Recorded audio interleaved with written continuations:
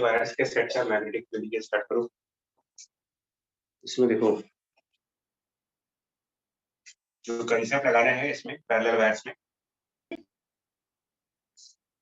पहला कंसेप्ट ये लगाओ कि magnetic field by the long wire का फॉर्मूला क्या होता है। अगर कंप्लीटली इनफाइनाइट वायर हो तो magnetic field by the long wire, इसके लिए क्या फॉर्मूला होता है और इसकी क्या डायरेक्शन देखते हैं। दो कंसेप्ट चाहिए। तो magnitude of magnetic field by the long wire ये तो लिखते हो mu naught I upon 2 pi into perpendicular distance और 2 pi r for any long wire magnetic field mu naught I by 2 pi r. और direction already बताया जा चुका है लॉन्ग वायर के केसेस में। इनमें एक और बात कही जाती है कि जो लॉन्ग वायर्स होते हैं उनकी जो मैग्नेटिक फील्ड लाइंस हैं वो उनके अराउंड सर्कल्स बनती है।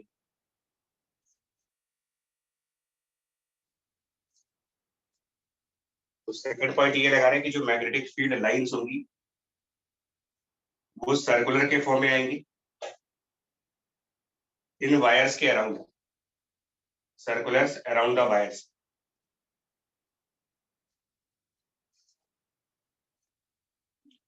और उसमें भी तीसरा पॉइंट ये बोलते हैं कि सर्कुलर क्लॉकवाइज या एंटी क्लॉकवाइज, उसके लिए क्या बोलते हैं कि जो वायर होगा, तो अगर किसी भी वायर में करंट मान ले ऊपर की साइड जा रही है तो इसके अराउंड एक सर्कल बना ले। इस वायर के अराउंड इसके चारों तरफ एक सर्कल बनाए अगर, तो वो सर्कल इसकी मैग्नेटिक फील्ड लाइन को रिप्रेजेंट करेगी।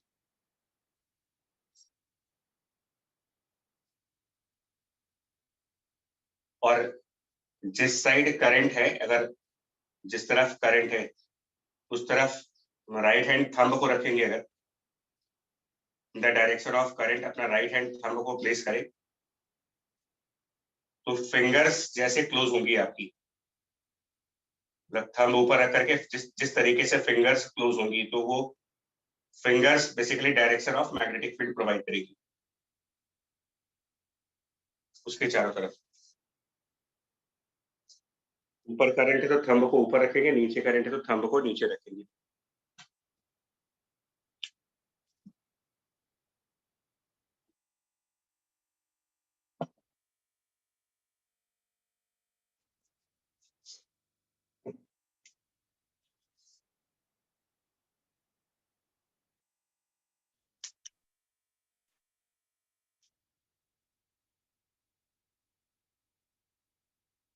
यस सर, ये टॉपिक करा हुआ है। ठीक है, चलिए तो इसमें पहले स्टार्ट कर लेते हैं। देखो सेट ऑफ पैरेलल वायर्स में सबसे पहले सेट ऑफ 2 वायर्स ले, अगर मान लें आपके पास set of 2 parallel wires, wire लिख रहा हूँ बट ये सब लॉन्ग वायर्स ही हैं बिकॉज एग्जांपल में हम जितने भी वायर्स यूज करेंगे वो सब लॉन्ग इनफाइनाइट वायर्स यूज करेंगे mu naught I by 2 pi r. इसके देखो क्या आंसर आएगा। फॉर एग्जांपल वाई एक्सिस के ऊपर, वाई एक्सिस पर 2 पैरेलल वायर्स हैं बट वो वायर्स जेड एक्सिस की तरफ है। तो एक में हम डॉट के फॉर्म में करंट दिखा रहे हैं कैपिटल आई, और एक वायर में क्रॉस के फॉर्म में करंट दिखा रहे हैं कैपिटल आई का। मतलब ये जो वायर्स हैं वो इस व्हाइट बोर्ड के परपेंडिकुलर हैं, इस तरीके से बोर्ड के परपेंडिकुलर वायर्स हैं। डॉट मींस यहाँ पर जो वायर है वो जेड एक्सिस के पैरेलल होगा और उसमें करंट पॉजिटिव जेड एक्सिस की तरफ है।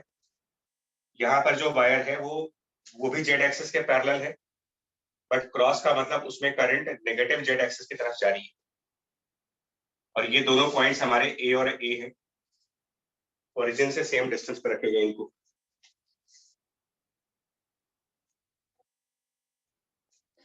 ठीक है, तो मतलब ये फिगर आपका जो प्लेन चल रहा है ये एक्स वाई है। वायर्स में एक बार फिर रिपीट कर दे रहा हूँ।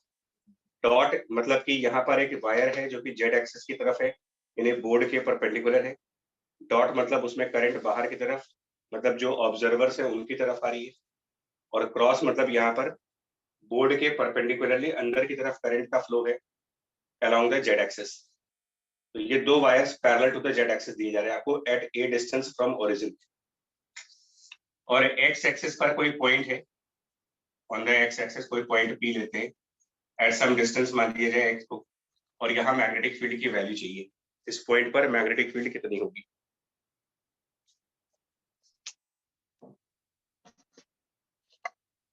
तो लॉन्ग वायर में ये 3 पॉइंट्स का यूज करना सीखेंगे। सबसे पहले आपको स्मॉल आर चाहिए। वेर स्मॉल आर का मतलब होगा, small r stand for this radius, कि क्योंकि इसकी मैग्नेटिक फील्ड लाइन सर्कुलर है, तो उस सर्किल का जो रेडियस बनेगा उसी को स्मॉल आर कहेंगे। Mu naught I by 2 pi small r. तो यहां पर क्या करोगे, जो पॉजिटिव जेड एक्सिस वाला वायर है इसकी नंबरिंग कर दें। अगर इसको वायर नंबर 1 और इसको वायर नंबर 2 कर दें, तो वायर नंबर 1 को पॉइंट पी से कनेक्ट करें। वायर 1 और पॉइंट पी को आप कनेक्ट कर दो और ये डिस्टेंस फाइंड आउट कर ले। मतलब वायर 1 और वायर पॉइंट पी के बीच का ये डिस्टेंस आराम से आ जाएगा पाइथागोरस थ्योरम लगा करके। Root x square plus a square. हाँ, उससे मैग्नेटिक फील्ड भी आ जाएगी पॉइंट पी पर। मैग्नीट्यूड में मैग्नीट्यूड फाइंड हो जाएगा mu naught I by 2 pi small r से। तो स्मॉल आर ये डिस्टेंस हो जाएगा। सिमिलरली यहां से भी निकाल सकते हो। मेन पार्ट इसका है, डायरेक्शंस का पार्ट मेन पार्ट डायरेक्शंस का है। तो क्योंकि सर्कुलर मैग्नेटिक फील्ड लाइन होती है ना, तो हम क्या करेंगे, इस पॉइंट के अराउंड, मतलब जहां पर वायर है, क्या रखिएगा, फील्ड लाइंस सर्कुलर होती हैं अराउंड द वायर्स। तो वायर अगर मेरा इस पॉइंट पर है 0, ए पर, इसका मतलब 0, ए को सेंटर मान करके एक सर्किल बनाना होगा। Circle around the wire. So जिस भी पॉइंट पर वायर रखा जा रहा है वो एक सर्किल का सेंटर पॉइंट है। इसके अराउंड एक सर्किल बनाएंगे। ऐसा सर्किल बनाएंगे जो पॉइंट पी से पास होता हो। तो हम फुल सर्किल नहीं बना रहे। इमेजिनेशन में आप ये मानोगे कि इसके अराउंड एक सर्किल है, कंप्लीट नहीं बनाएंगे, जस्ट एक आर्क के फॉर्म में दिखाएंगे ऐसे करके। और इसकी भी पूरी जरूरत नहीं होती है, मतलब ये मेंटल इमेजिनेशन करना पड़ता है यार कि इस पॉइंट के अराउंड एक सर्किल बनेगा। सिर्फ ये देखना होता है कि वो सर्किल क्लॉकवाइज बनेगा या एंटी क्लॉकवाइज बनेगा। तो उसके लिए तीसरा वाला पॉइंट है, जिस तरफ फ्लो ऑफ करंट है उस तरफ अपना राइट हैंड थंब रख देते। राइट हैंड थंब को in the direction of current. तो इसमें करंट पॉजिटिव जेड एक्सिस की तरफ है। सर एंटी क्लॉकवाइज बनेगा। Anti clock. तो हम अपना थंब ऐसे रखेंगे यार, मतलब हमारी जो फिंगर्स होंगी, मतलब अपना राइट हैंड ऐसे पूरा स्ट्रेच करोगे ताकि थंब और फिंगर्स के बीच में 90 का एंगल बने। उसके बाद जो फिंगर्स हैं वो पॉइंट की तरफ कर दे और थंब को, जो राइट हैंड थंब है, वो in the direction of current कर दें इस तरीके से। तो ये अब इसके बाद अगर हम फिंगर्स को बंद करेंगे तो ये एंटी क्लॉकवाइज मूवमेंट जाएगी। ऐसे अगर फिंगर्स को क्लोज करेंगे तो एंटी क्लॉकवाइज। तो अगर इस पॉइंट से हम एंटी क्लॉकवाइज डायरेक्शन में चलेंगे इस सर्किल के अलोंग, तो बड़ी ऑब्वियस सी बात है, मैग्नेटिक फील्ड लाइन इसके परपेंडिकुलरली कुछ ऐसे दिखाएंगे। तो ये मैग्नेटिक फील्ड लाइन सर्किल की टेंजेंट पे ही होगा। तो हम सर्किल मुझे ड्रॉ नहीं करना, कंप्लीट सर्किल बनाना नहीं है। ये इमेजिनेशन में है कि यार इस पॉइंट के अराउंड एक सर्किल बनेगा, एंटी क्लॉकवाइज बनेगा, उससे डायरेक्शन कंफर्म होता है मेरे को। तो ये हमारा magnetic field by the wire number 1 इस डॉटेड लाइन के परपेंडिकुलर साइड पर। वायर नंबर 2 का भी ऐसे देख लो आप। सिर्फ डायरेक्शंस का ही प्रॉब्लम है और कोई प्रॉब्लम नहीं है। मैग्नीट्यूड का तो फॉर्मूला पता है, mu naught I by 2 pi r. Wire number 2 को भी पॉइंट पी से मिलाते हैं। Wire number 2 connected with point number 2 P. Direction यहां इमेजिन करेंगे तो क्रॉस करंट, मतलब कि थंब को क्रॉस मतलब inside, so thumb is inside. Thumb inside, board के inside, and now fingers towards point P. और उसके बाद अगर मुट्ठी बंद की जाए, उसके बाद अगर मुट्ठी बंद की जाएगी तो ये मूवमेंट क्लॉकवाइज जा रहा है। तो इस तरफ 90 डिग्री के एंगल पर, 90 डिग्री इसलिए कह रहे हैं बिकॉज ये चीज रेडियस बनने जा रही है और ये चीज टेंजेंट बनने जा रही है। रेडियस टेंजेंट, तो ये भी एंगल 90 डिग्री दिखाओगे। यहाँ पर दूसरे वायर की मैग्नेटिक फील्ड B2। सिर्फ डायरेक्शन सही से देख लोगे तो फिर प्रॉब्लम नहीं है इसमें। और दोनों B1 B2 बराबर ही होंगे, क्योंकि स्मॉल आर मतलब कि वायर से उस पॉइंट P का डिस्टेंस, स्मॉल आर वायर और पॉइंट P का डिस्टेंस ऊपर भी सेम है नीचे भी सेम। तो B1 B2 का magnitude same, modulus B1 is equal to modulus B2। equals to mu naught capital I upon a 2 pi. Distance is root of a square plus x square. ये distance small है। बाकी ये देख लो कि कौन से components add होने जा रहे हैं और कौन से कंपोनेंट्स कैंसिल होने जा रहे हैं। तो अगर ये एक्स एक्सिस से कोई थीटा एंगल बना रहे हो, एक्स एक्सिस से कोई थीटा एंगल इनका बन रहा हो, तो नेचुरल से बात है b1 cos थीटा और b2 cos थीटा ऐड होंगे, b1 sin theta b2 sin theta cancel out कर जाएंगे। तो net magnetic field will be b1 cos theta plus b2 cos theta, मतलब 2 times mu naught I upon a 2 pi root of a square plus x square and cos theta. cos theta को भी a और x के form में ला सकते हो। Value of cos theta भी चाहेंगे तो a और x के फॉर्म में लिखी जा सकती है। इनफैक्ट लिख ही लो, cos थीटा की भी वैल्यू a और x के फॉर्म में लिख लिया, क्या बनेगी?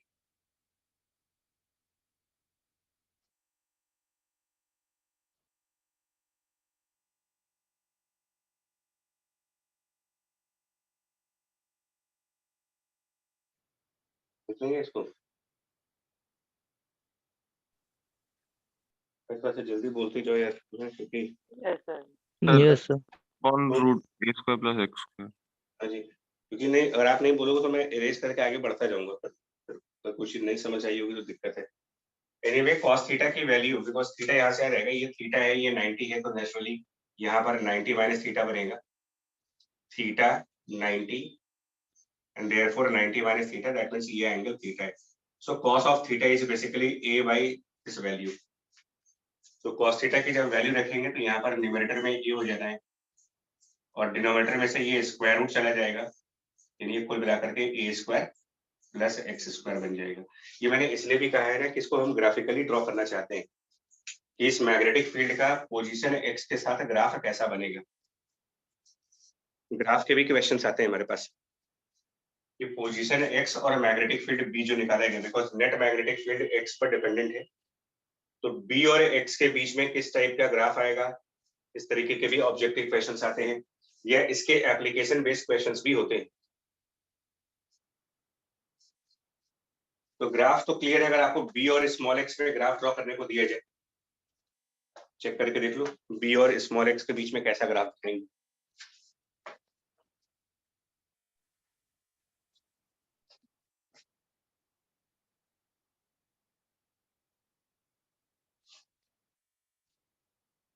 बता पाओगे ग्राफ? जी बच्चे, यस सर। देखो कैसा आएगा b और x के बीच में, x इक्वल टू 0, चेक कर लीजिए, x इक्वल टू 0 पर ग्राफ की वैल्यू x इक्वल टू 0, कुछ ना कुछ तो मैग्नेटिक फील्ड आ ही रहा है। सर कैसे सर, अगर वो जीरो पे मतलब एग्जैक्टली उनकी लाइन पे होगा तो दोनों लाइन पे नहीं है, वायर्स जो है वो बोर्ड के परपेंडिकुलर है, ऐसे रखे जा रहे हैं और पॉइंट यहाँ पर, तो ये पॉइंट वायर के लाइन पे कहाँ हुआ? नहीं सर वो नहीं कह रहा, बट इन दोनों का जो सर्कल बनेगा उसके हाँ। टाइम्स तो एक दूसरे के अपोजिट हो जाएंगे ना। नहीं होंगे,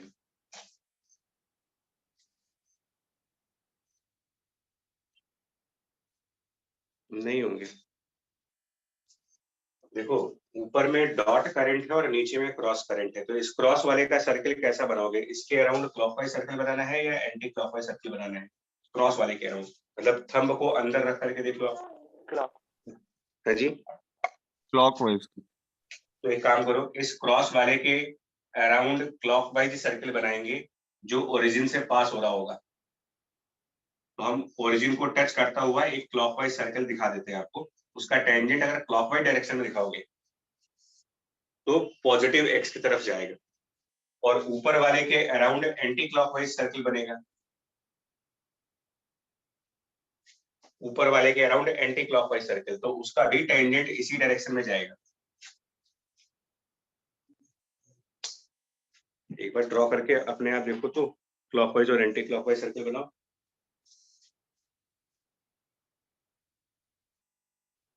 ये क्लॉकवाइज और ये एंटी क्लॉकवाइज दोनों का डायरेक्शन सेम नहीं आ गया इस पॉइंट पर?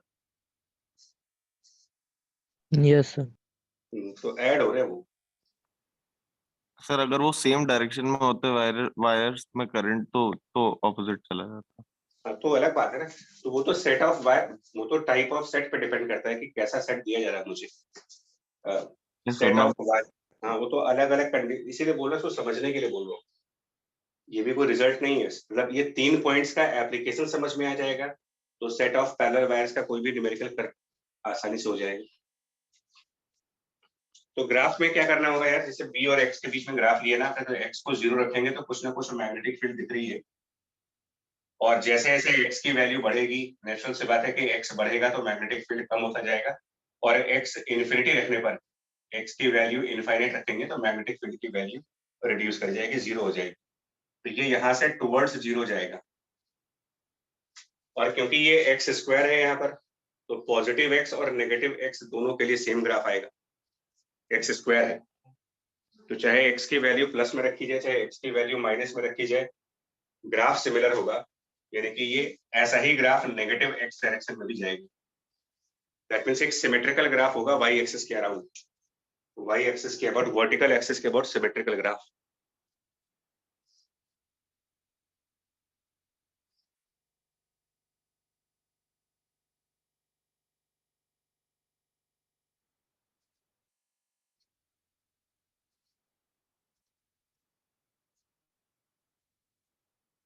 मेन पार्ट मैं अगेन रिपीट करूंगा, इसमें प्रॉब्लम नहीं होता ज्यादा। डायरेक्शंस को लेकर के मैग्नेटिक फील्ड में सबसे बड़ी प्रॉब्लम है, फोर्स हो चाहे मैग्नेटिक फील्ड हो, हर जगह दिक्कत ही करता है डायरेक्शन वाला पार्ट। चलिए एक एग्जांपल जो भी इन्होंने कहा था वो भी देख लो। उस एग्जांपल में क्या आएगा, अगर ये दोनों पैरेलल वायर्स सेम डायरेक्शंस में करंट कैरी करें, to wires carrying current in the same directions, दोनों में डॉट करंट है, और दोनों वायर्स जेड एक्सिस के पैरेलल हैं। यहाँ पर एक वायर 1 है which is parallel to z axis, wire 2 also parallel to z axis, दोनों में करंट पॉजिटिव z एक्सिस की तरफ। इस वायर की location y equals to a है, और इस वायर की location y equals to minus a है, एज यूजुअल जैसे पहले बताया अभी। y इक्वल्स टू a और y equals to minus a इनकी लोकेशन से, z एक्सिस के पैरेलल में वायर्स हैं, पॉजिटिव z एक्सिस की तरफ इनमें करंट की डायरेक्शन से। यहाँ पर ओरिजिन वाला पॉइंट हो जाएगा y इक्वल टू 0, और ये लाइन x एक्सिस मान लेते हैं। सेम क्वेश्चन है यहाँ पर कोई भी पॉइंट, और इसमें फास्ट करना है, वर्किंग को फास्ट करना है अपने। कोई पॉइंट पी लेते हैं तो वहां पर डायरेक्शंस कैसे दिखाई जाएगी मैग्नेटिक फील्ड की, फास्ट मेथड से। पॉइंट पी पर मैग्नेटिक फील्ड का डायरेक्शन, क्विक मतलब बहुत फास्ट करना है इस काम को। वायर से पॉइंट पी को मिलाया, इतना 100% श्योर हो आप कि इस लाइन के परपेंडिकुलर दिखाना है। वायर को पॉइंट पी से कनेक्ट करके जो लाइन आएगी उस लाइन के परपेंडिकुलर मैग्नेटिक फील्ड होगी। अब वो दो ही पॉसिबिलिटीज है, इसके परपेंडिकुलर दो ही पॉसिबिलिटीज है, या तो इधर होगी या तो इधर होगी। वो इससे देख लो, थंब वाले मेथड से। तो यहाँ पर आउटवर्ड थंब रखो, आउटवर्ड थंब रखने का मतलब कैसा सर्कल बनेगा, आउटवर्ड थंब बोर्ड के बाहर थंब रखेंगे तो इसका मतलब एंटी क्लॉकवाइज सर्कल। इस पॉइंट के अराउंड एंटी क्लॉकवाइज सर्कल बनाने पर इनमें से कौन सी डायरेक्शन आएगी, अगर इसके अराउंड एंटी क्लॉकवाइज सर्कल दिखा तो ऊपर वाली ये डायरेक्शन होगी इसका, खत्म करिए B1। और ऐसे ही नीचे वाले से जब मिलाएंगे ना इसको, तो इसके अराउंड भी एंटी क्लॉकवाइज आना है आपको, ध्यान रखना है। डॉट करंट है ये भी, डॉट करंट्स के around anti clockwise, cross currents के अराउंड क्लॉकवाइज। ठीक है, तो हम लोगों ने तो खैर ऐसे याद कर रखा था, cross and clockwise C and C combination बनता है। तो क्रॉस वायर्स के around clockwise and dot wires के around anti clockwise, cross and clockwise दोनों में CC कॉम्बिनेशन है। खैर ये डॉट्स है तो इनके around anti clockwise wires anti clockwise होंगे। अभी ये बता सकते हो यार कि ये जो मैग्नेटिक फील्ड B1 आएगा, मैंने B2 को ड्रॉ नहीं किया अभी, B2 मैंने ड्रॉ नहीं किया है, बट सिर्फ B1 को ड्रॉ कर रहा हूँ, और ये दिखा रहा हूँ कि ये B1 जो है थीटा एंगल पर होगा। तो मुझे सिर्फ ये देखो, इसको इसलिए नहीं ड्रॉ कर रहे क्योंकि इसका भी मैग्नीट्यूड सेम आने वाला है। तो अब थोड़ा सी और हम अपनी वर्किंग को फास्ट करेंगे, और मुझे सिर्फ आप ये बताओ कि जो नेट मैग्नेटिक फील्ड आएगी वो B1 के कौन से कंपोनेंट को ऐड करके आएगी। मतलब वो साइन थीटा। हाँ, वो कैसे मालूम चल रहा है आपको कि साइन थीटा वाला कंपोनेंट ऐड होना है या कॉस थीटा वाला कंपोनेंट ऐड होना है? तो वो सब इमेजिनेशंस में करिए, और अगर इमेजिनेशन नहीं हो पा रहा है तो उसके तो फिर ड्रॉ भी कर लो। मतलब दूसरा वायर भी एंटी क्लॉकवाइज मैग्नेटिक फील्ड देगा, डॉट है ये। सेकंड वाले वायर को हमने पॉइंट पी से मिलाया और एंटी क्लॉकवाइज जाएंगे तो इस लाइन के परपेंडिकुलर है, इस लाइन के परपेंडिकुलरली कुछ ऐसे B2 इस ब्लू वाली लाइन के परपेंडिकुलर होगा ये। तो ये साफ दिख रहा है यार कि दोनों के वाई डायरेक्शन में कंपोनेंट्स ऐड होने वाले हैं। मतलब टाइम बचाना है एग्जाम इसमें, तो डायरेक्टली 2 टाइम्स इनका वाई वाला कंपोनेंट करेंगे, बट इनकी वैल्यू इस फॉर्मूले से लिखेंगे। So it is mu naught I by 2 pi small r हो गया root of a square plus x square. Sine theta component अब की बार ऐड होगी, तो साइन थीटा, ये एंगल थीटा था, sine theta will be this small x divided by root value. तो साइन थीटा में यहाँ पर न्यूमरेटर में x का टर्म आ जाएगा और डिनोमिनेटर में ये चीज हट जाएगी यहाँ से। मैंने 2-3 स्टेप्स डायरेक्ट किए हैं, समझ पाए कि नहीं? Yes sir. सर चलिए, बी और एक्स में ग्राफ कैसा बनेगा क्विकली, मतलब अगर ये दोनों सेम डायरेक्शन की करंट होती तो बी और एक्स का ग्राफ कैसा बनता? इसके जस्ट पहले भी तुमने ग्राफ बनाया है, लेकिन उसमें ये अपोजिट डायरेक्शंस के करंट थे, अब ये सेम डायरेक्शंस के करंट। सर इनिशियल पे 0 होती मैग्नेटिक फील्ड। ऑब्वियसली एक्स को 0 रखेंगे, x इक्वल टू 0, तो मैग्नेटिक फील्ड विल बी 0। बिल्कुल सही बात है। If x is 0 then magnetic field is 0।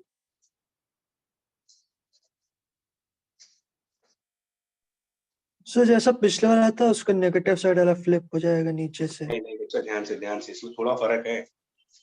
मैं इसीलिए बोल रहा हूँ कि मैग्नेटिक फील्ड में ये थोड़ी बहुत प्रॉब्लम्स है। मतलब कुछ भी आप प्री एजम्पशन करना करना, मैं बार बार बोलूंगा, मैग्नेटिक फील्ड के क्वेश्चन में कोई भी चीज प्री एजम्पशन इंट्यूशंस के बेसिस पर या ऐसा मुझे मन में ख्याल आ रहा है, कुछ ना करिएगा इसमें।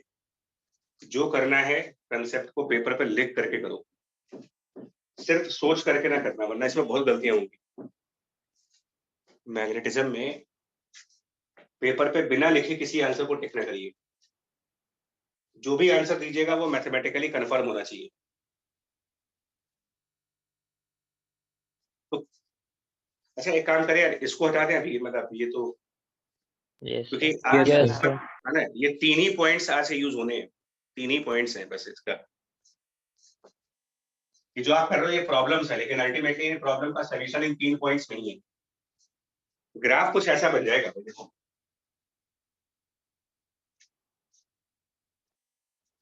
ये तो साफ दिख रहा है कि x इक्वल टू 0 पर मैग्नेटिक फील्ड की वैल्यू 0 है, लेकिन x इक्वल टू इन्फिनिटी, वो चाहे देखो मैंने इलेक्ट्रोस्टैटिक में भी बोला हुआ है और मैग्नेटिज्म के अंदर भी आपसे कह रहे हैं, infinite distance, because magnetic field का वेरिएशन जो आप दिखा रहे हो वो दिखा रहे हो mu naught I upon 2 pi small r। तो क्या ये चीज क्लियर नहीं है कि किसी भी वायर से जब आप इनफाइनाइट डिस्टेंस पे जाओगे, b proportional to 1 by r है, तो when r is infinite b becomes 0। मतलब जब हम x की इनफाइनाइट वैल्यूज की तरफ चलेंगे, x की इनफाइनाइट वैल्यू की तरफ जब जाओगे तो स्मॉल r हो जाएगा इन्फिनिटी, ना तो इसका मैग्नेटिक इफेक्ट होगा ना तो इसका मैग्नेटिक इफेक्ट होगा, रिजल्टेंट ही 0 होगा।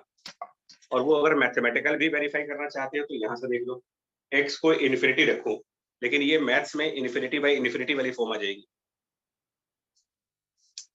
सर एक्स स्क्वायर को कॉमन लेके, या तो फिर आपको अगर ये ऐसे फॉर्म सॉल्व करने आते हैं, इन्फिनिटी बाई इन्फिनिटी का लिमिटिंग वैल्यू क्या होगा, या तो एल हॉस्पिटल रूल लगाओ, मतलब जैसे जो भी, या फिर कुछ x कॉमन ले लो, जैसे भी कर लो, वो मैथ्स वाला पार्ट हो गया। बट हम मैथ में क्यों जाए, हम कह रहे हैं इन्फिनिटी पर किसी भी वायर से इनफाइनाइट डिस्टेंस पर 0 ही आएगा। मैथ के चक्कर में जाना ही नहीं मेरे को। So it starts from 0 and finally it is 0, तो 0 से 0 हो रहा है, मतलब ओरिजिन पर भी 0 होगा, इन्फिनिटी पर भी 0 होगा, लेकिन बीच में नॉन 0 होगा। तो कुछ ऐसा नहीं लग रहा कि ये ग्राफ जो है वो पहले बढ़ेगा और फिर घटेगा। Yes sir. कुछ ऐसा ग्राफ बनेगा, इंक्रीजिंग एंड देन डिक्रीजिंग, ऐसा कुछ ग्राफ पहले राइज करेगा और फिर कहीं ना कहीं वापस जीरो हो जाएगा, बिकॉज इन्फिनिटी पर गारंटीड है, इन्फिनिटी पर मैग्नेटिक फील्ड जीरो को होना ही है इस लॉ के हिसाब से, small r infinite b zero होना ही होने।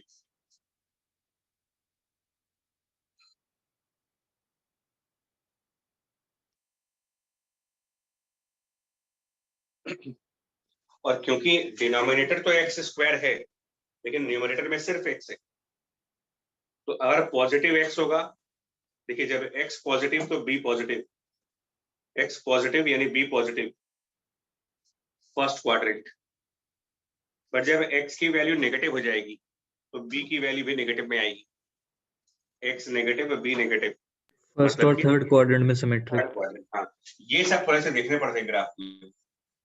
ऐसे क्वेश्चन जब ऑब्जेक्टिव में आते हैं तो ग्राफ सब एक जैसे दिखते हैं लेकिन क्वाड्रेंट्स का फर्क हो सकता है कभी कभी, फर्स्ट और थर्ड क्वाड्रेंट। ऐसे में फिर ये भी क्वेश्चन आता है कि मैक्सिमम कहाँ पर है, कौन से पॉइंट पर मैग्नेटिक फील्ड की वैल्यू सबसे ज्यादा है, तो वो मैक्सिमम मिनिमम लगाना पड़ेगा तुमको, dp बाई dx को जीरो करना होगा, मैक्सिमम मैग्नेटिक फील्ड वहीं पर होगी जहां पर इसका डेरिवेटिव जीरो आए, और वो जब करेंगे, जी बच्चे एक बार करके देख लेना, इसका डेरिवेटिव आ रहा है सर, x बराबर a आ जाएगा सिर्फ, yes sir yes, x equal to a वो पॉइंट होगा जहां पर सबसे ज्यादा फील्ड आएगी, या माइनस a पर, माइनस a उसका काउंटर पार्ट है दूसरे साइड का। और मैथमेटिकली मैग्नेटिक फील्ड के प्लस माइनस होने का मतलब क्या है, मैग्नेटिक फील्ड यहाँ प्लस में दिख रहा है, यहाँ पर माइनस में दिख रहा है, तो एक वेक्टर क्वांटिटी का साइन चेंज होने का क्या मतलब हो गया, यहाँ पर मैग्नेटिक फील्ड पॉजिटिव साइड दिखा रहे हो, यहाँ मैग्नेटिक फील्ड नेगेटिव साइड दिखा रहे हो, ये एक वेक्टर क्वांटिटी है। प्लस माइनस किसी वेक्टर के आगे प्लस माइनस जब दिखाते हो तो उसका फिजिकल मतलब ये होता है कि उसका डायरेक्शन पार्ट जो है वो चेंज हो रहा है, मतलब ये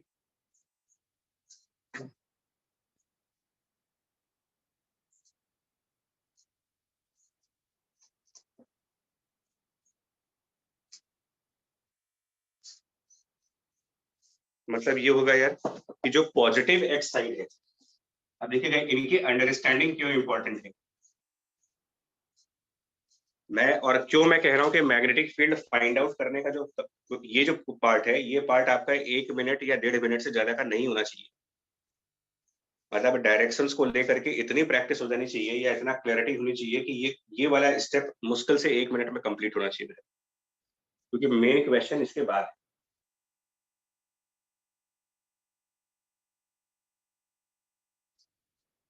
मैं कह रहा हूँ कि जो पॉजिटिव एक्स है वहां पर मैग्नेटिक फील्ड पॉजिटिव साइड आ रहा है, और अभी हम लोगों ने इसके पीछे देखा था कि जो टोटल मैग्नेटिक फील्ड था वो वाई एक्सिस के पैरेलल था, यानी कि यहाँ पर मैग्नेटिक फील्ड की डायरेक्शंस ये हैं, मैग्नेटिक फील्ड की direction parallel to y axis है, लेकिन इसके दूसरे साइड जब जाओगे, इस वायर के दूसरे साइड जब जाओगे तो मैग्नेटिक फील्ड की डायरेक्शंस नीचे की तरफ आएंगी, ये उसका सिग्निफिकेंस है ग्राफ के प्लस और माइनस होने का सिग्निफिकेंस, कि मैग्नेटिक फील्ड इस तरफ पॉजिटिव वाई डायरेक्शन की तरफ होगी और यहाँ पर नेगेटिव वाई डायरेक्शन की तरफ होगी।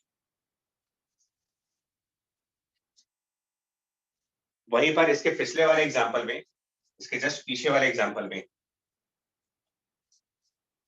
जब ऊपर शायद डॉट था और नीचे क्रॉस था, ऊपर डॉट था और नीचे क्रॉस वाला वायर लिया था हम लोगों ने, इसके पीछे वाले एग्जांपल की बात करते हैं, तो हम लोगों ने ये देखा था कि ग्राफ सिमेट्रिकल आया था, और तब मैग्नेटिक फील्ड की डायरेक्शन ये बन रही थी, यहाँ पर मैग्नेटिक फील्ड की डायरेक्शन ये बन रही थी एक्स एक्सिस के राउंड, फिर तब एक्स वाले कंपोनेंट्स ऐड हो रहे थे और ग्राफ सिमेट्रिकल बन रहा था। इसका मतलब इस सिस्टम के राइट साइड और सिस्टम के लेफ्ट साइड जाने पर same direction of magnetic field है, क्योंकि ये मैं इसलिए बोल रहा हूँ ना कि मैं बहुत देखा है लोग बिना सॉल्व किए, बिना कोई लॉ यूज किए, एक पता नहीं क्यों एक जनरल ख्याल मन में आ जाता है कि राइट और लेफ्ट गाड़ी पे डायरेक्शन बदलती है, मतलब वो एक जनरलाइज रूल मान लेते हैं उसको कि अच्छा इसके राइट साइड पर अगर मैग्नेटिक फील्ड पॉजिटिव एक्स पर है तो फिर इसकी लेफ्ट साइड जाएंगे तो नेगेटिव एक्स आ जाना चाहिए, तो ये सिर्फ क्लैरिफाई कर रहा हूं कि ऐसा कोई जरूरी नहीं है कि सेट ऑफ वायर्स जो हैं उनके राइट और लेफ्ट पर या अप एंड डाउन पर, मतलब उनके अपोजिट साइड्स पर, सेट ऑफ वायर्स के अपोजिट साइड्स पर आपको अपोजिट डायरेक्शन मिलेगा मैग्नेटिक फील्ड का, ऐसा कोई कंपल्सन नहीं है। दोनों में मुझे सेम डायरेक्शन मिल सकता है मैग्नेटिक फील्ड का और अपोजिट डायरेक्शन भी मिल सकता है। वो डिपेंड करता है कि जो सेट ऑफ वायर्स हैं उनमें करंट्स सेम डायरेक्शंस में हैं या उनमें करंट्स अपोजिट डायरेक्शंस में हैं। कई सारे फैक्टर्स डिसाइड करेंगे इसको। तो कोई भी चीज इंट्यूशंस के बेसिस पर आंसर ना करना। मैं बार बार बोलूंगा, एक बार वो जो 3 पॉइंट्स अभी मैंने इरेज किए हैं उन 3 पॉइंट्स को यूज कर लो। 30 सेकंड से 1 मिनट के बीच में ये आंसर आ जाएंगे, इससे ज्यादा नहीं लगता टाइम।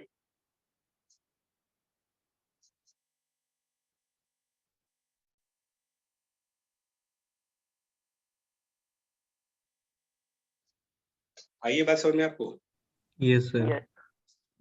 क्योंकि ये मैक्सिमम लोगों को मैंने देखा है, स्टूडेंट्स को क्या होता है कि जल्दीबाजी बहुत होती है ना, तो वो एनालिसिस में जाते ही नहीं है, आर्ग्यूमेंट्स में जाते ही नहीं है। उनको लगता है इधर राइट है तो इधर लेफ्ट होना ही चाहिए। ये मतलब है इसका।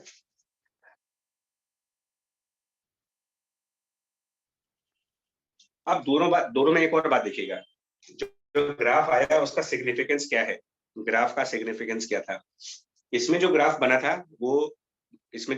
था उसमें मैक्सिमम मैग्नेटिक फील्ड सेंटर पे थी। मतलब इन दोनों वायर्स के मिडिल पॉइंट पर मैक्सिमम फील्ड थी। और इस वाले क्वेश्चन में जो ये वाला सेट है हमारा, उसमें कोई पॉइंट होगा यहाँ पर, है ना, इस तरफ कोई पॉइंट होगा जहां पर मैक्सिमम फील्ड आएगी, क्योंकि इसमें सेंटर पर तो 0 आ रहा है। मतलब सेम डायरेक्शंस वालों में मैक्सिमम फील्ड ए डिस्टेंस आगे जाकर के बन रही है और अपोजिट डायरेक्शंस वालों में मैक्सिमम फील्ड सेंटर पे ही बन रही है अपनी। यहीं पर मैग्नेटिक फील्ड मैक्सिमम आ रही है। तो ग्राफ के हिसाब से है। अब जब मैग्नेटिक फील्ड कैलकुलेट किया है तो इसको हम पिछले वाले चैप्टर से कंपेयर भी कर सकते हैं। देखिए कंसेप्ट्स की मर्जिंग कैसे होती है। पिछले वाले क्वेश्चन में, पिछले चैप्टर्स में या प्रीवियस लेक्चर्स में आपको ये बताया गया है कि एक स्ट्रेट वायर पर फोर्स कैसे कैलकुलेट करते हो। Force on the straight wire अगर कैलकुलेट करना हो तो उसमें ये कहा गया था कि force on the straight wire I into l cross b से निकाल सकते हैं, लेकिन तब जब मैग्नेटिक फील्ड यूनिफॉर्म हो। और अगर मैग्नेटिक फील्ड यूनिफॉर्म नहीं है तो force on the wire I into l cross b से तो नहीं निकाल पाओगे।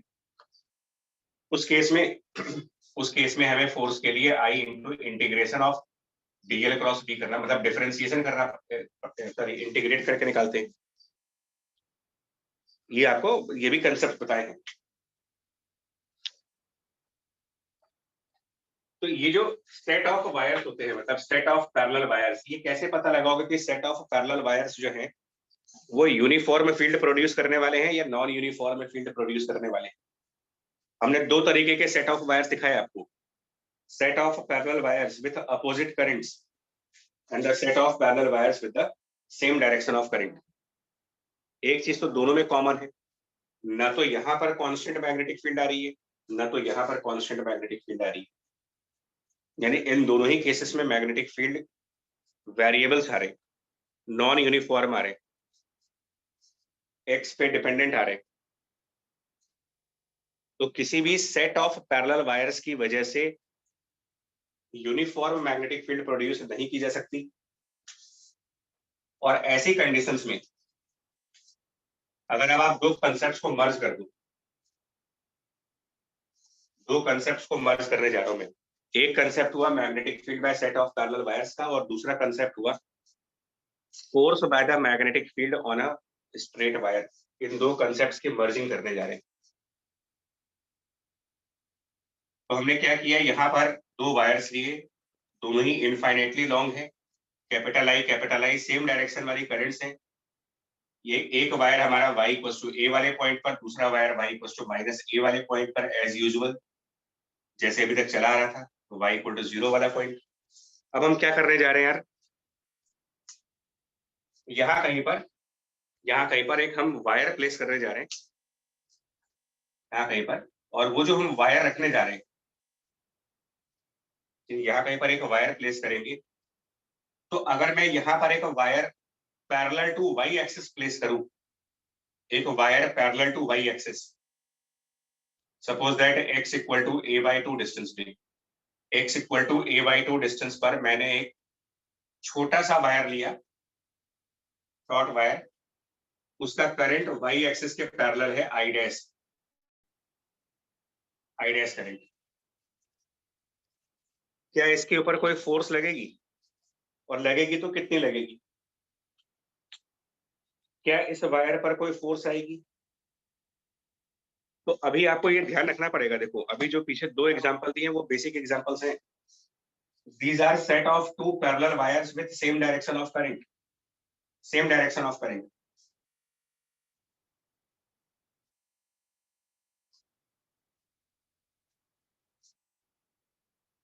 अभी जस्ट नॉ इसके पीछे इसको डिस्कस किया, दो कंसेप्ट मर्ज हो रहे हैं। फोर्स वाला कंसेप्ट तो बाद में आएगा, पहले आपको ये देखना पड़ेगा कि इन दो वायर्स की वजह से यहाँ पर मैग्नेटिक फील्ड कौन से डायरेक्शन में जाएगी? वर्टिकल। तो अगर मैग्नेटिक फील्ड वर्टिकल डायरेक्शन में जाएगी और जो वायर है वो उसके पैरेलल है और फोर्स क्रॉस प्रोडक्ट से आता है, 0 हो जाएगा। तो अगर यहाँ पर y एक्सिस के पैरेलल में कोई वायर पुट करोगे तो answer is 0, no force, because magnetic field और वायर पैरेलल होने पर फोर्स नहीं लगाते। तो ये अब बन जाते हैं एग्जाम वाले क्वेश्चन जहां पर डबल कंसेप्ट्स का यूज होता है। तो इसको ब्रेक करना पड़ेगा। पहला काम ये करोगे कि सेट ऑफ वायर्स की वजह से आप मैग्नेटिक फील्ड का डायरेक्शन और उसका पैटर्न और उसका मैग्नीट्यूड निकालो, उसके बाद फोर्स वाले कंसेप्ट पे जाओ। हाँ, अगर यही वायर जो कि हमने y एक्सिस के पैरेलल रखा था इसको हटा देते हैं, इस पर तो 0 आंसर आएगा, इस वायर पर 0 फोर्स आएगी। बट अगर मैं इस वायर की ओरिएंटेशन चेंज कर दूं और मैं ये कह दूं कि यहाँ पर एक वायर रखा जा रहा है विद करंट, चलिए उसमें भी I करंट है, ये I डैश मान लेते हैं, उसमें I डैश करंट है, starting from the point x equal to a to the point x equal to 2a। या कोई भी दो कोऑर्डिनेट्स कह सकते हैं, तो मैं जस्ट एक आइडिया दे रहा हूँ कि क्वेश्चंस कैसे बनते हैं एग्जाम्स में। From one point two the other point with current I dash, और ये छोटा वायर है, इसकी लेंथ डिफाइन की जा रही है, इसके ऊपर फोर्स कितना लगेगा, यहाँ पर कितनी फोर्स आएगी। अब ये क्वेश्चन पूछ रहे हैं, how much will be the force on this smaller wire because of these two, ये दोनों मिल करके इसके ऊपर क्या फोर्स लगाने जा रहे हैं। मतलब पॉइंट ये हो गया यार कि जब कई सारे वायर्स तुमको दिख जाए ना, 2-3 वायर 4 वायर, और एक वायर पे फोर्स निकालनी है, तो ये समझ जाना कि जिस वायर पे आपको फोर्स निकालनी है उसके अलावा बाकी के वायर्स मैग्नेटिक फील्ड प्रोड्यूस करने के लिए रखे गए हैं। तो पहले ये देखा जाए कि ये कैसी मैग्नेटिक फील्ड प्रोड्यूस कर रहे हैं, उसके बाद इस पर फोर्स का फॉर्मूला आएगा। मतलब पहला स्टेप मैग्नेटिक फील्ड निकालने का, दूसरा स्टेप फोर्स निकालने का। तो इन दोनों की बात कर लो, है ना। अब हालांकि मैग्नेटिक फील्ड तो हम लोगों ने अभी निकाला है अलग से, तो ये अभी फाइंड आउट किया था कि मैग्नेटिक फील्ड y डायरेक्शन की तरफ है, बट वो यूनिफॉर्म तो आएगी ही। अगर आप नोटिस करो तो मैग्नेटिक फील्ड जो अभी निकाला हम लोगों ने वो यूनिफॉर्म तो नहीं आया था ना, वो तो Yes, फंक्शन sir. आया था। वो तो फंक्शन आया था किस चीज का? Sir, X.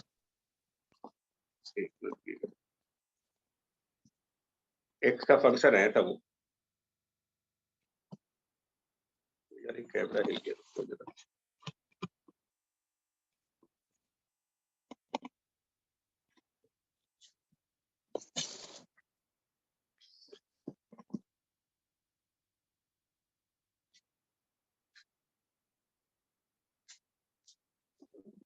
चलिए बाकी लोग करें तब तक यार, है ना, उसको सेट करें जरा।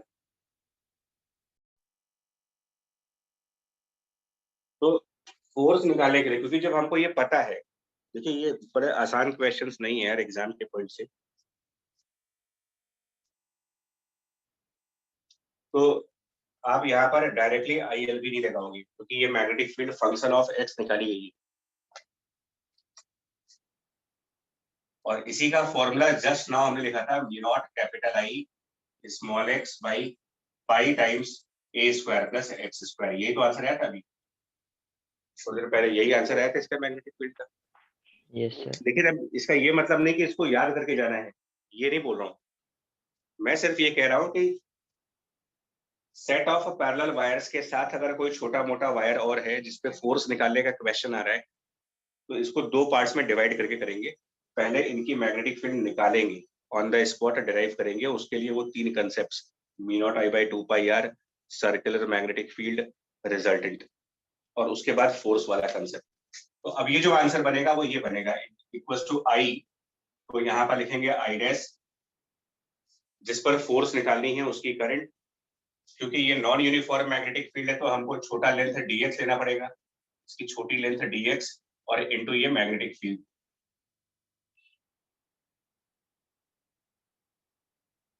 ILB वाला फॉर्मूला लगा रहे हो, फॉर्मूला तो ILB का ही लगा रहे हैं, बट लेंथ पूरा यूज नहीं करेंगे, लेंथ dx फॉर्म में यूज करेंगे और इसको इंटीग्रेट करेंगे फ्रॉम A to 2A।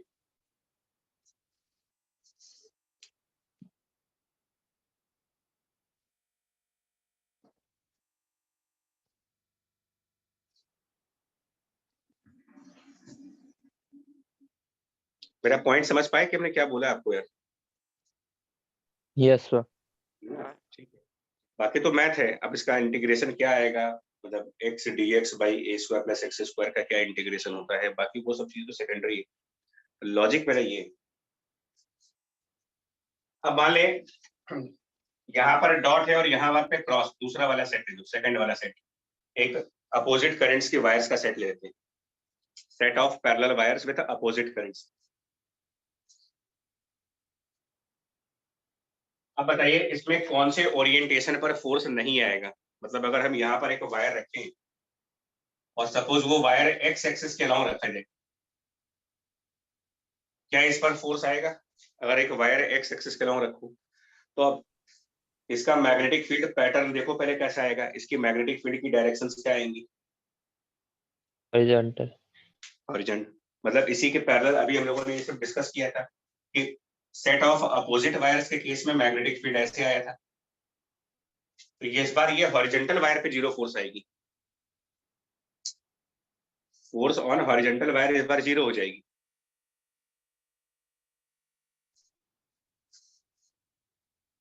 लेकिन अगर वर्टिकल रख दें, मान लो यहाँ पर एक वर्टिकल वायर रखा जाए, एक vertical wire with some current I dash उसमें भी, और वो y equal to minus a/2 से और y equal two plus a/2 तक जा रहा है, और उसका x कोऑर्डिनेट जो है, मतलब that is placed at a point x equal to b, x equal to b distance पर एक वायर है, माइनस a/2 उसका y कोऑर्डिनेट नीचे वाले पॉइंट का और प्लस a/2 उसका y कोऑर्डिनेट ऊपर वाले पॉइंट का, क्या फोर्स लग रही होगी इस वायर के ऊपर, इस आई डैश वाली वायर पे क्या फोर्स आ रही होगी?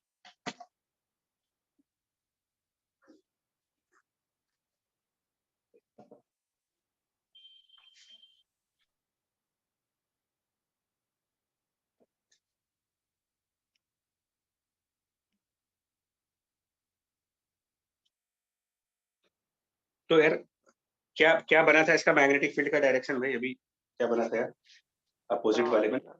हॉरिजॉन्टल मतलब एक्स एक्सिस, तो मैग्नेटिक फील्ड के तो परपेंडिकुलर वायर हो गया ना, जिस वायर पे आप फोर्स निकाल रहे हो वो मैग्नेटिक फील्ड के परपेंडिकुलर है तो फोर्स आएगी, पैरेलल वाले पे नहीं आती है, परपेंडिकुलर वाले पे तो आएगी, यहाँ फोर्स आएगी। बट मैग्नेटिक फील्ड जो हम लोगों ने कैलकुलेट किया था जस्ट पहले, तो उसका कुछ फंक्शन ये आया था म्यू नॉट आई ए अपॉन पाई ए स्क्वायर प्लस एक्स स्क्वायर। अभी मैं इस फंक्शन को डायरेक्ट इसलिए कर रहा हूँ कि अभी अभी हम लोगों ने ये क्वेश्चंस किए हैं, तो इसलिए मैं रिजल्ट डायरेक्टली यूज कर रहा हूँ, अदरवाइज एग्जाम होता तो पहले मैं ये मैग्नेटिक फील्ड डिराइव करता।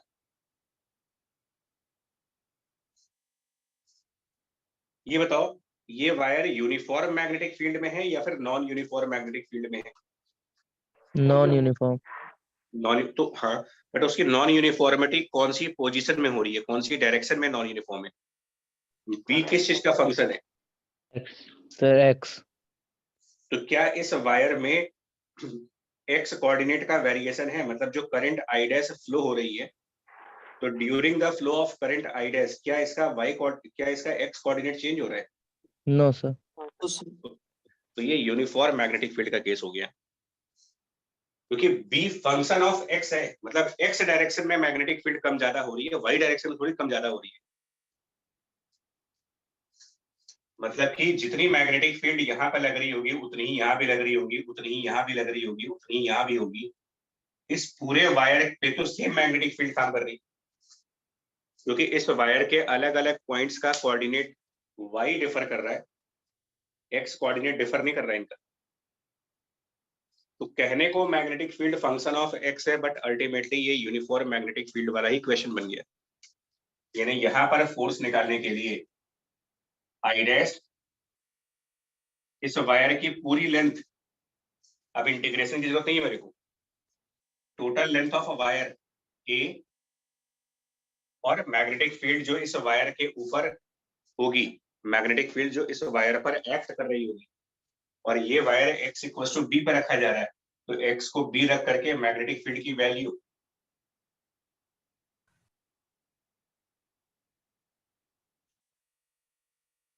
बस ये आंसर हो गया इसका।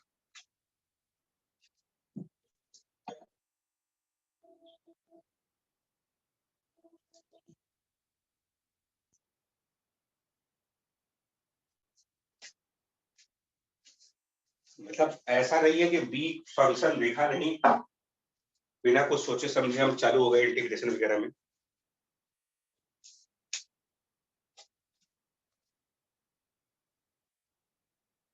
ठीक है भाई, इंटीग्रेशन की जरूरत तो है नहीं इसमें। No sir. ठीक है जी।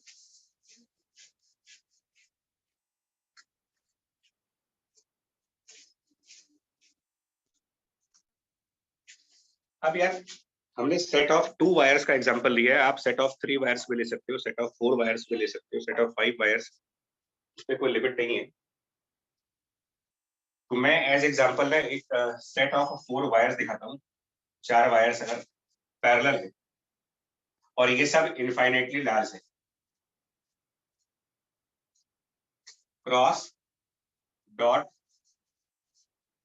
डॉट एंड क्रॉस, ये 4 वायर्स का सेट है, 4 parallel wires.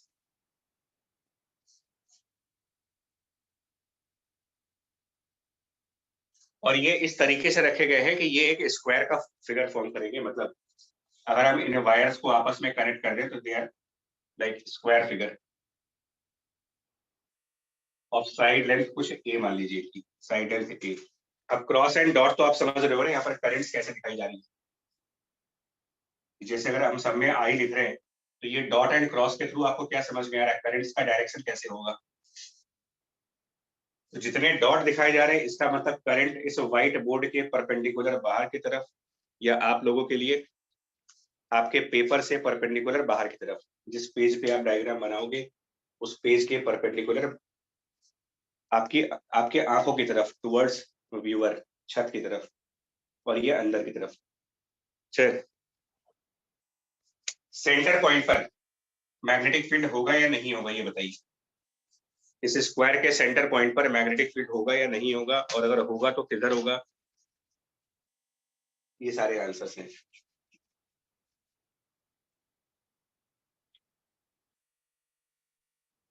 Centre point, is there any magnetic field at this point. तो हमने कहा था ना क्रॉस मतलब क्लॉकवाइज और डॉट मतलब एंटी क्लॉकवाइज, एक एक करके चलते हैं। सबसे पहले इस क्रॉस वायर की बात करिए, नंबरिंग कर देते हैं 1 2 3 4, बहुत फास्ट। ये क्रॉस है क्लॉकवाइज, इससे हम इस पॉइंट की तरफ आए और क्लॉकवाइज चलना चालू कर दीजिए। नहीं होगा। हाँ, सीधा सा तरीका बता रहे हैं, मतलब हमें स्पीड पर ध्यान देना है। इस क्रॉस वायर से सेंटर को मिलाया और मिला करके क्लॉकवाइज चलिए। इस कनेक्ट, जैसे ही कनेक्ट हो जाओ क्लॉकवाइज चलो, मतलब ये डायरेक्शन है मैग्नेटिक फील्ड की, वायर 1 की। दूसरा वाला क्रॉस वायर सेकंड वाला क्रॉस वायर, उसको उस पॉइंट से कनेक्ट करो, वायर को पॉइंट से कनेक्ट किया, कनेक्ट होने के बाद इस लाइन के क्लॉकवाइज गए, यानी इधर B2 B1 B2 आपस में 90 डिग्री पर आ गए।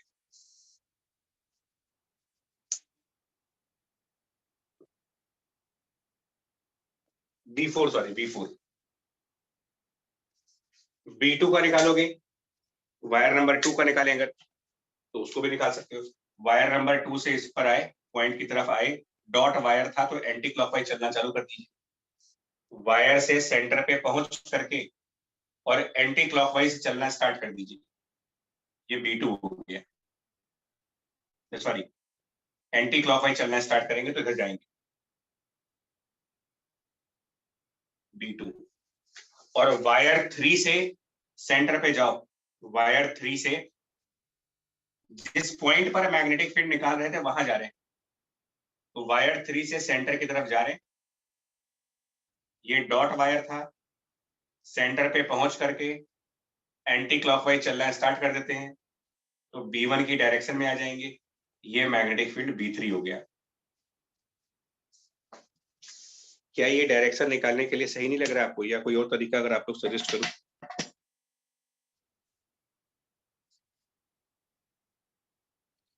जिस वायर के मैग्नेटिक फील्ड की डायरेक्शन देखनी है वहां से, और जिस पॉइंट पर मैग्नेटिक फील्ड की डायरेक्शन देखनी है वहां तक,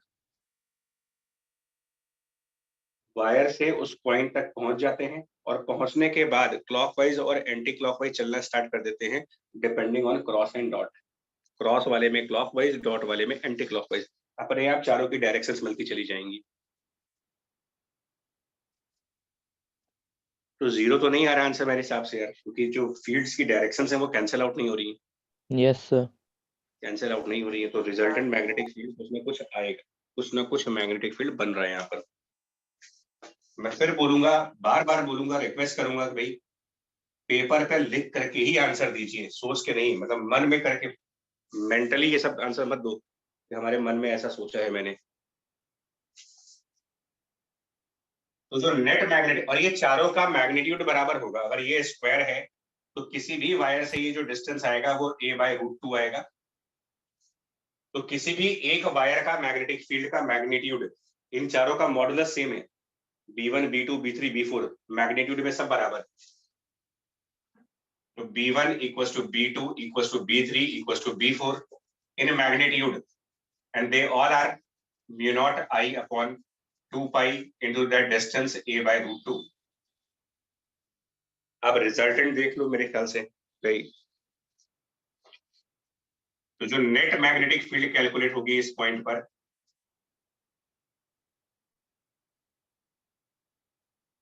ये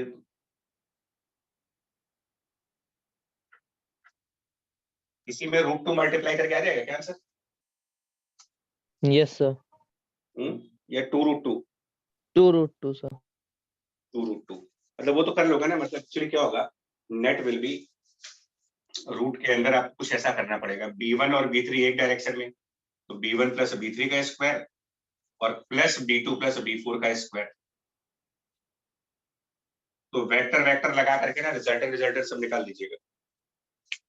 बट मैं तुमको सिर्फ ये बता रहा हूँ एक आसान तरीका, 2.5 से 3 मिनट के अंदर क्वेश्चन कैसे करा जाएगा, ये सब देखो, डायरेक्शन बहुत क्विकली देखा जाता है, स्पेशली लॉन्ग वायर्स में। सबसे बढ़िया तरीका आपको बता रहा हूँ, जिस वायर के मैग्नेटिक फील्ड की डायरेक्शन देखनी थी उस वायर से चलना स्टार्ट करो और उस पॉइंट तक पहुंच जाए जहां पर मैग्नेटिक फील्ड का डायरेक्शन देखना चाह रहे थे।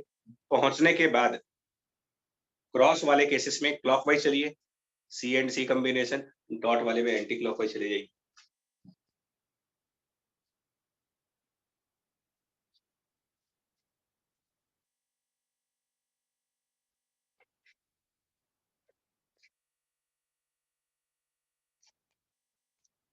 और ये मैग्नेटिक फील्ड निकालना क्वेश्चन का एक पार्ट बन सकता है, हो सकता है दूसरा पार्ट फोर्स का।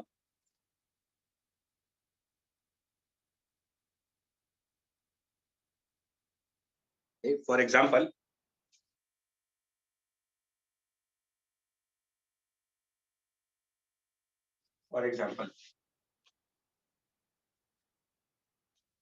मैं इसी क्वेश्चन को रीडिजाइन कर दूं और ये कह दूं कि इसके सेंटर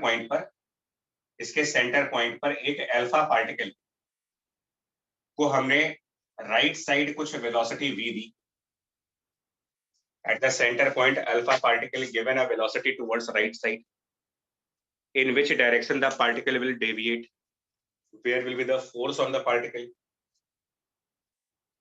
ये सब हो सकता है.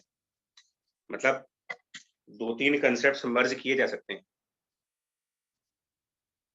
तो ये तुरंत स्ट्राइक करना चाहिए मुझे कि सेट ऑफ वायर्स देने के बाद सेट ऑफ वायर्स के साथ अगर फोर्स पूछ रहे हो आप, तो इसका मतलब है कि पहले मुझे इन वायर्स का मैग्नेटिक फील्ड ही निकालना पड़ेगा और फोर्स हम सेकंड नंबर पे निकालेंगे, बिकॉज फोर्स निकालने के लिए मैग्नेटिक फील्ड की जरूरत पड़ेगी.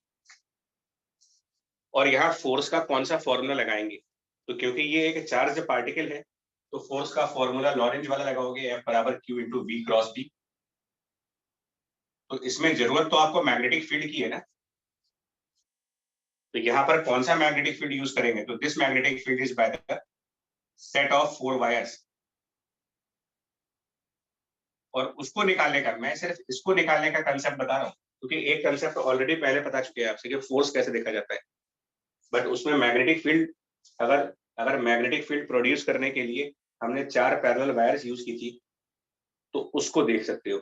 और अभी अभी इस क्वेश्चन को किया है हम लोगों ने, तो रिजल्टेंट मैग्नेटिक फील्ड नीचे आएगा. इसमें नेट मैग्नेटिक फील्ड इन चारों को मिला करके नीचे आ रहा था. अब आप देख लो कि v क्रॉस b किधर जाएगा. वेलोसिटी की ये डायरेक्शन है और b की ये डायरेक्शन है. तो इस अल्फा पार्टिकल पर फोर्स जो लगेगा बोर्ड के बाहर की तरफ आएगा या बोर्ड के अंदर की तरफ जाएगा. ये तो v क्रॉस b कर रहे हो, cross product of these two, एक वेक्टर अंदर की तरफ. इनसाइड, मतलब this alpha particle will be accelerated into the plane, negative z axis की तरफ जाएगा.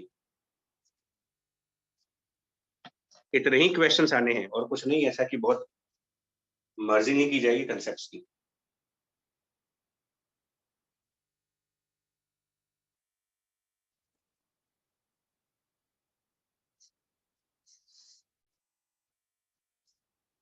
एक्चुअली क्या होता है, घबरा जाते हैं कि यार वायर फोर्स इतना सब कुछ आ गया, करेंगे क्या इसमें. तो ब्रेक कर लो. वायर्स मैग्नेटिक फील्ड निकालने के लिए दिए गए हैं आपको. खैर,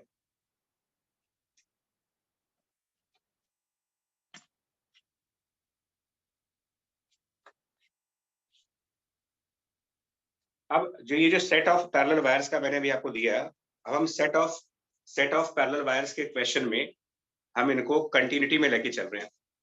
the set of parallel wires in the continuity. क्या कहना चाह रहा हूँ, ये हमारे पास एक रेक्टेंगुलर स्ट्रिप मानते हैं, रेक्टेंगुलर स्ट्रिप.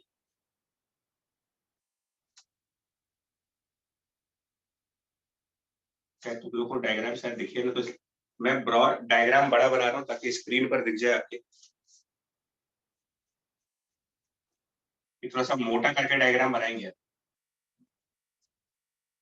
सिर्फ इसलिए कि आपको दिखे, डायग्राम दिखे. बट वैसे ये जो थिकनेस वाला पोर्शन है ये 0 है. जहां पर ये दोनों फिंगर्स रखी गई हैं, इन दो फिंगर्स के बीच में गैप 0 है. मोटा इसलिए दिखाया है ताकि स्क्रीन पर दिखे तुम्हें.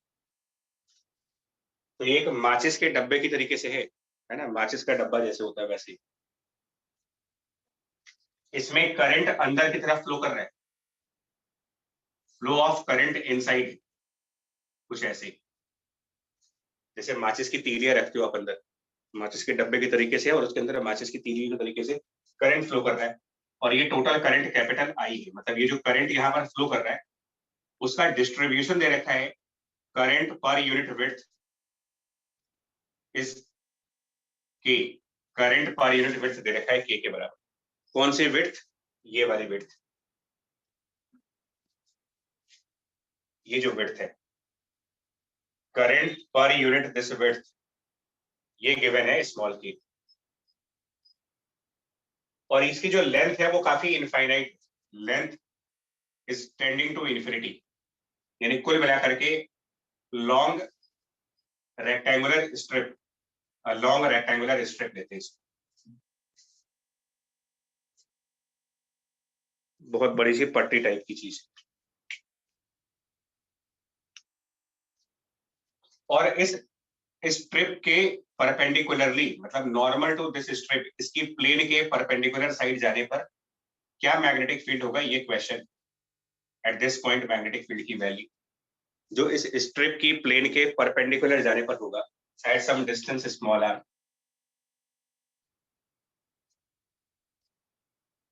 एक बार क्लियरली ये बताना आपको डायग्राम समझ आ रहा है, कोई कम्युनिकेशन बहुत इंपॉर्टेंट होता है यस सर। ना।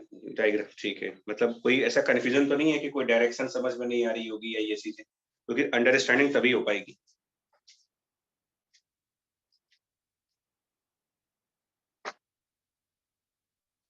बाकी लोगों को भी क्लियर है ये स्ट्रिप का कैसा डायग्राम है ये? Yes sir. चलिए जी, अब कैसे निकालेंगे मैग्नेटिक फील्ड की वैल्यू? तो ये भी सेट ऑफ वायर्स का ही एग्जांपल है।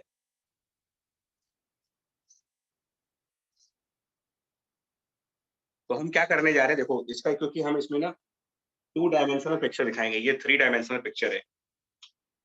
तो इसका एक 2D वर्जन होता है, 2D व्यू होता है, 2D डायमेंशन कैसे बनता है। तो हम क्या करेंगे, अगर हम इसको सामने से खड़े होकर के देख रहे होंगे, अगर मान लो इसको हम सामने से खड़े होकर के देख रहे हैं, तो हमारे को व्यू क्या मिलेगा, क्या व्यू मिलेगा अगर सामने से खड़े होंगे? तो हमें एक ये रेक्टेंगुलर क्रॉस सेक्शन दिखेगी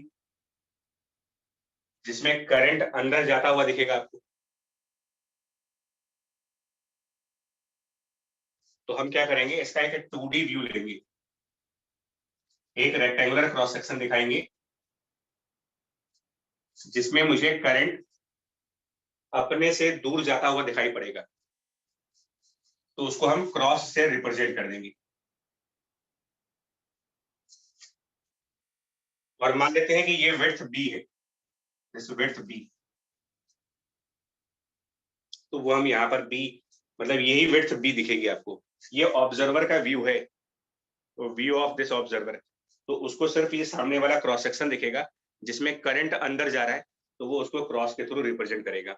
और इस ऑब्जर्वर के व्यू के हिसाब से जिस पॉइंट पर आपको मैग्नेटिक फील्ड निकालना है वो इस क्रॉस सेक्शन से ऊपर की तरफ आर डिस्टेंस पर है, मतलब ये डिस्टेंस आर और ये पॉइंट वो पी, जहां मैग्नेटिक फील्ड निकालना है। तो इसी 3 डायमेंशनल व्यू का 2 डायमेंशनल व्यू वो ज्यादा कन्वीनियंट होता है हमारे लिए। अब मैंने कहा कि ये भी सेट ऑफ वायर्स ही तो है, cross cross cross cross cross, कई सारे वायर्स हैं, सेट ऑफ पैरेलल वायर्स। फर्क सिर्फ इतना है कि ये जो सेट ऑफ पैरेलल वायर्स है ये एक कंटिन्यूटी में है, कंटिन्यूटी में है, तो इसका मतलब ये समझ में आ रहा है कि मुझे एलिमेंट एलिमेंट लेकर के कुछ कैलकुलस का यूज करना हो जाएगा। कर लेंगे, क्या कर लेंगे, सेंटर से सपोज दैट x डिस्टेंस पे हम इसका कोई एक छोटा सा एलिमेंट्री पार्ट कंसिडर करेंगे dx, x डिस्टेंस पर कुछ एलिमेंटल पोर्शन dx। और फिर अभी जो हमने आपको बताया है डायरेक्शन को देखने का सबसे आसान सा तरीका, अगर मुझे इस dx की वजह से, इस dx की वजह से यहाँ पर मैग्नेटिक फील्ड देखनी है, तो मैं इस dx से पॉइंट P की तरफ जाने वाला हूं, मतलब मैं magnetic field by dx find करने जा रहा हूं, magnetic field by the dx। तो जिसकी वजह से मैग्नेटिक फील्ड निकालनी है वहां से स्टार्ट करिए, जिस पॉइंट पर निकालना है वहां जाइए, और वहां पहुंचने के बाद 90 डिग्री पर टर्न करना है। अब क्लॉकवाइज टर्न करना है या एंटी क्लॉकवाइज टर्न करना है, तो हमारे क्रॉस वायर्स हैं, तो उस क्रॉस से पॉइंट P तक गए, 90 डिग्री क्लॉकवाइज डायरेक्शन में घूम गए, और ये इसका मैग्नेटिक फील्ड का डायरेक्शन आ गया। मतलब मैं तुम लोग को उन राइट हैंड रूल और क्रॉस प्रोडक्ट से बचाने के लिए बोल रहा हूँ ये सब।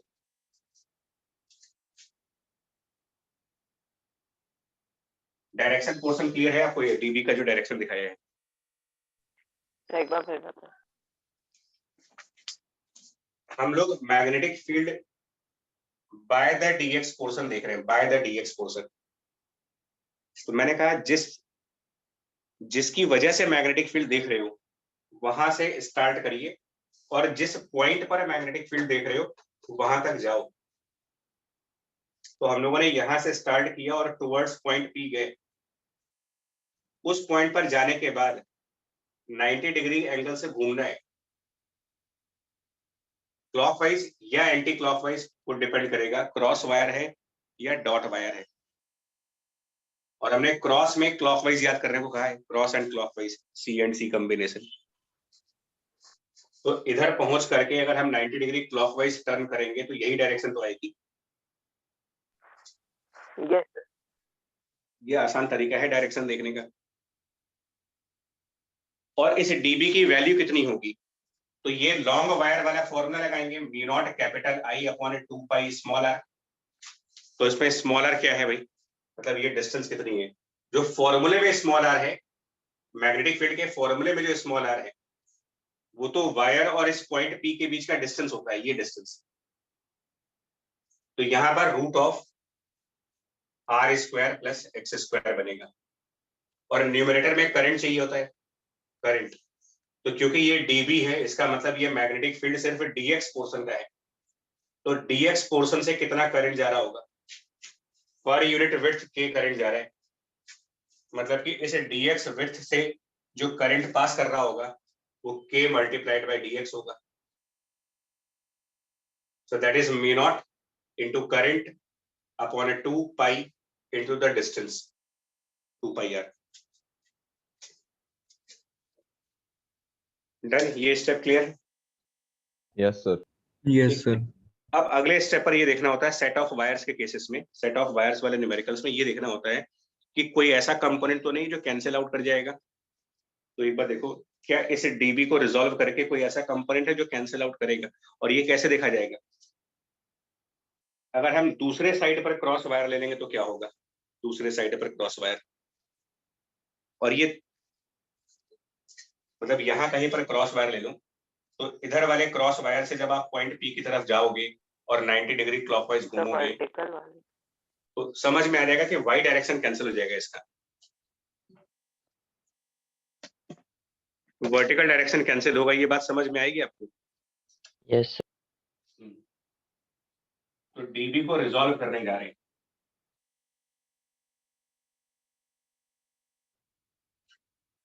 डीबी को रिजॉल्व करेंगे और अगर हम इसको हॉरिजॉन्टल से थीटा एंगल मान लें तो डीबी इंटू कॉस थीटा और डीबी इंटू साइन थीटा में डीबी इंटू साइन थीटा वाला टर्म कैंसिल कर जाएगा बिकॉज ऑफ सिमेट्री। इधर वाले वायर्स की वजह से डीबी साइन थीटा नीचे आएगा, वो कैंसिल आउट कर जाएगा।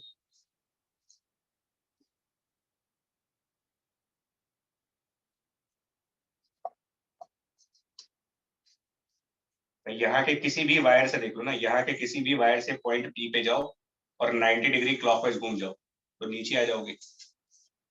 क्रॉस मतलब क्लॉकवाइज, तो जैसे नीचे जाएंगे तो उसका डाउनवर्ड कंपोनेंट आएगा, वो कैंसिल कर देगा इसको। यानी डीबी कॉस थीटा इंटीग्रेट करना है। कुल मिलाकर के फाइनल बात ये है कि जो टोटल मैग्नेटिक फील्ड आएगी वो integration of dB cos theta से आएगी। अब इसमें कॉस थीटा की भी वैल्यू चाहिए होगी मुझे, तो ये एंगल थीटा था, ये पूरा 90 डिग्री का एंगल बन रहा है, ये एंगल थीटा बन रहा है, यहाँ 90 माइनस ये एंगल थीटा प्रूफ हो जाएगा, ये एंगल थीटा प्रूफ हो जाएगा।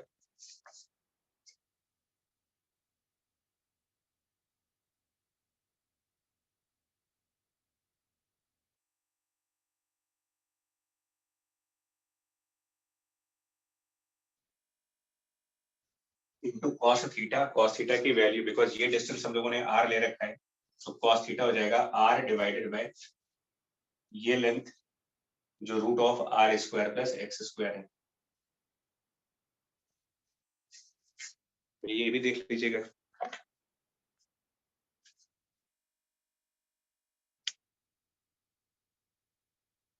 बोलो, ये भी ठीक है?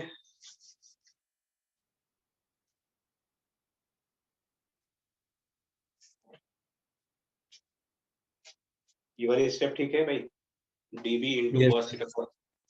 और लिमिट क्या रखेंगे एक्स की फिर यहाँ पर? सेंटर पॉइंट से लिया है तो x की limit total width b, total width b है minus theta by 2 minus b/2 से plus b/2 limits of integration आएंगी। अब इनको जब फर्दर सॉल्व करेंगे, मतलब वो इंटीग्रेशन सॉल्व करने के बाद रिजल्ट क्या आएगा वो भी तो इम्पोर्टेंट है। तो वो एक स्टैंडर्ड इंटीग्रेशन आएगा यार, tan इनवर्स वाला स्टैंडर्ड इंटीग्रेशन होगा। एक बार देखो इंटीग्रेशन के अंदर जो फंक्शन बनेगा वो एक स्टैंडर्ड रिजल्ट है जिसका आंसर tan इनवर्स के फॉर्म में आता है।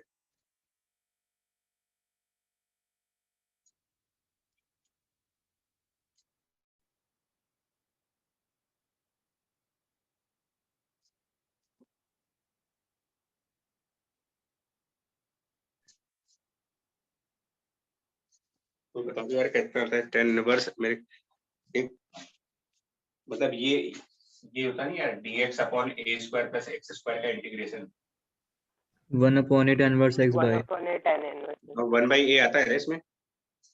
Yes sir. yes sir yes sir. Yes sir. tan inverse वाले में बड़ी कंफ्यूजन है। So mu naught k into r upon 2 pi, ये तो बाहर आ जाएगा।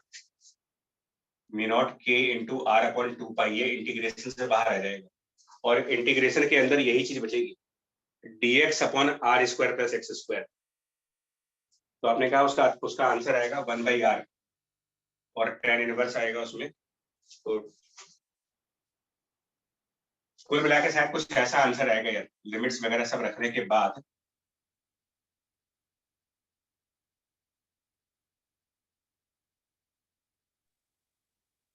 अब एक बार उसको वेरीफाई जरूर कर लेना है। Yes sir. यस। लिमिट्स रखने के बाद, इंटीग्रेट करने के बाद, ये मैग्नेटिक फील्ड का टर्म आ रहा है स्ट्रिप के केस में। ये रिजल्ट्स भी मैं फिर बोलूंगा ये रटने वाले रिजल्ट्स नहीं है, इनको मुझे याद करना है ना, आपको ये मेथड्स ही समझने हैं क्योंकि कोई भी एग्जाम इन रिजल्ट्स के ऊपर डायरेक्ट क्वेश्चन नहीं पूछता। ये प्रॉब्लम्स है, थ्योरीज नहीं है जो इनके ऊपर हम सीधा सीधा क्वेश्चन पूछ ले आपसे, नहीं।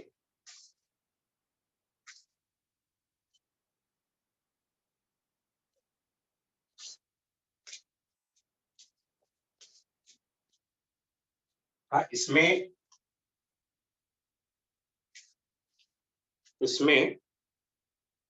एक स्पेशल केस आता है जब ये कह देते हैं कि b, अगर हम b को भी इनफाइनाइट कर दें, मतलब स्ट्रिप की विड्थ लेंथ तो पहले से ही इनफाइनाइट है, एक डायमेंशन तो पहले ही इनफाइनाइट थी, दूसरी डायमेंशन को भी अगर हम इनफाइनाइट कर दें, b को भी इनफाइनाइट कर दें, if this b also tends to infinity, so when b will tend to infinity, when this b tends to infinity,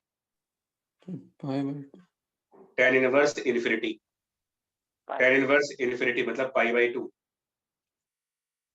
पाई और पाई कैंसल। मतलब ये कि अगर हमारे पास एक बहुत बड़ी सरफेस हो, एक बहुत बड़ा सरफेस हो जिसकी b और l दोनों ही इनफाइनाइट हो, b is tending to infinity, l is also tending to infinity, मतलब कि एक बहुत बड़ी सरफेस, एक लार्ज, आप इसको ये भी कह सकते हो कि very large sheet of current,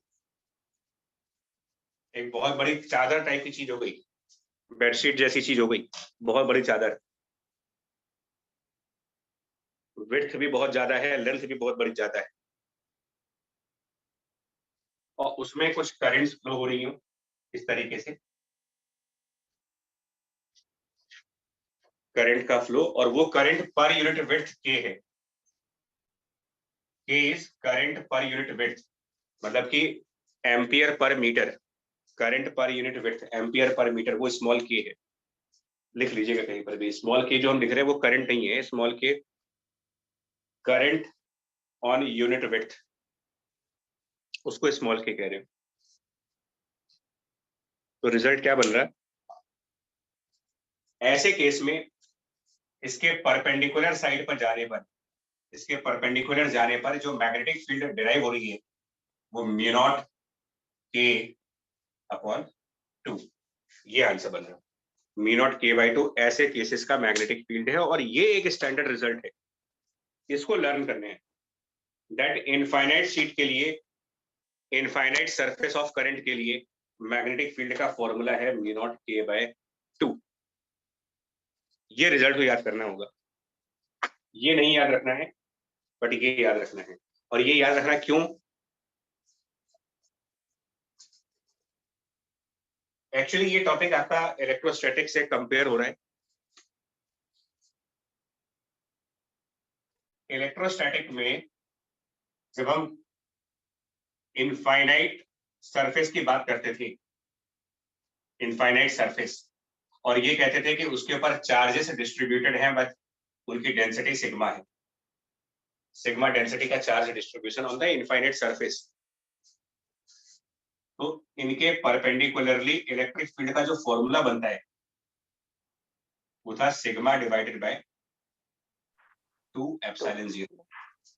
तो क्योंकि ये रिजल्ट सिमिलर रिजल्ट्स हैं, इस वजह से हम कह रहे हैं कि इनको याद रखना होता है। सिमिलरिटी से याद करा जा सकता है कि इनफाइनाइट सरफेस के फॉर्मूले सेम है, 1/2 यहाँ भी है, 1/2 यहाँ भी है। एप्सिलॉन की जगह म्यू नॉट, और एप्सिलॉन और म्यू नॉट हमेशा अपोजिट आते हैं, क्योंकि जो कांस्टेंट्स भी लिखते हो उनमें भी इलेक्ट्रोस्टैटिक के कांस्टेंट में एप्सिलॉन डिनोमिनेटर के नीचे है, और मैग्नेटिज्म के कांस्टेंट में म्यू नॉट बाई 4 पाई आता है। तो 4 पाई और 4 पाई तो दोनों ही डिनोमिनेटर में है। दोनों चैप्टर्स के जो कांस्टेंट्स हैं उनमें 4 पाई डिनोमिनेटर में ही है, लेकिन इसमें एप्सिलॉन अगर डिनोमिनेटर में है तो इसमें म्यू नॉट न्यूमरेटर में है। तो ये इनवर्स चलते हैं। तो 2 की जगह 2 हो गया, बिकॉज एप्सिलॉन यहाँ पर डिनोमिनेटर में है, तो म्यू यहाँ पर न्यूमरेटर में आ जाएगा। और यहाँ चार्ज पर यूनिट एरिया है, यहाँ पर करंट पर यूनिट विड्थ है। तो इस तरीके से वो याद हो जाता है सिमिलरिटी को यूज करके, और ये थोड़े बहुत लॉजिक्स लगा करके, जुगाड़ करके जिसको बोल सकते हो, जुगाड़ मेथड से ये याद हो जाते हैं, ये आंसर्स आएंगे। बट मैग्नेटिक फील्ड में जो सबसे बिगेस्ट प्रॉब्लम है वो है डायरेक्शन ऑफ मैग्नेटिक फील्ड, जिसकी वजह से न्यूमेरिकल गलत हो जाते हैं। इलेक्ट्रोस्टैटिक में ये प्रॉब्लम इसलिए नहीं आती कि इलेक्ट्रोस्टैटिक में इलेक्ट्रिक फील्ड के 2 ही पॉसिबल डायरेक्शंस होते हैं, या तो चार्ज से बाहर जाना होता है, पॉजिटिव चार्ज है तो away from charge, negative charge है तो टुवर्ड्स चार्ज। बड़ा आसान है मैग्नेटिक इलेक्ट्रिक फील्ड की डायरेक्शन को देखना। पॉजिटिव चार्ज से निकल करके नेगेटिव चार्ज की तरफ जाना होता है, सिंपल। बट मैग्नेटिज्म में इतना सिंपल नहीं होता ये। इसमें आप मैग्नेटिक फील्ड की डायरेक्शन इतने सिंपल वे में नहीं देख सकते हो, तो उसके लिए फिर हमें वही थंब रूल्स लगाइए, या फिर वो क्रॉस प्रोडक्ट रूल लगा दे, I क्रॉस R वाला, करंट क्रॉस पोजीशन वेक्टर, या तो वो लगा दे करंट और पोजीशन वेक्टर का क्रॉस प्रोडक्ट। मतलब अगर मैं इस इनफाइनाइट सरफेस को XY प्लेन मानता हूं, अगर मैं ये मानूं कि ये इनफाइनाइट सरफेस मेरी XY प्लेन है,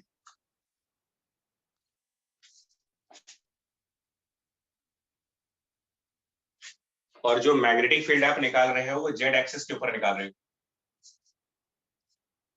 तो डायरेक्शन ऑफ B निकालने के लिए या तो राइट हैंड रूल्स वगैरह का यूज किया जाए, या फिर क्रॉस प्रोडक्ट जो आपको कल बताया गया था कल के लेक्चर में। तो करंट हमारा Y एक्सिस की तरफ है, यानी कि J कैप, एंड जो पोजीशन है, जिस पॉइंट पर आपको फोर्स, जिस पॉइंट पर फील्ड देख रहे हो वो Z एक्सिस के ऊपर है, cross K cap, J cross K। जैसे ही आप ये करोगे आपको डायरेक्शन मिल जाएगा, J क्रॉस K करते ही डायरेक्शन मिल जाएगी, I कैप। यानी कि मैग्नेटिक फील्ड की डायरेक्शन थोड़ी सी डिफरेंट हो जाती है, जो इसको जिस वजह से ये थोड़ा सा डिफिकल्ट बन जाता है कि यहाँ पर मैग्नेटिक फील्ड जो होगा वो पैरेलल टू एक्स एक्सिस आएगा, parallel to x axis.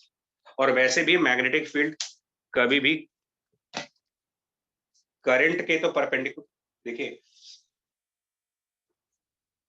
Current Y axis पर है, तो मैग्नेटिक फील्ड तो वाई डायरेक्शन में हो ही नहीं सकती है। जिस डायरेक्शन में करंट होता है उस डायरेक्शन में मैग्नेटिक फील्ड कभी नहीं हो सकती।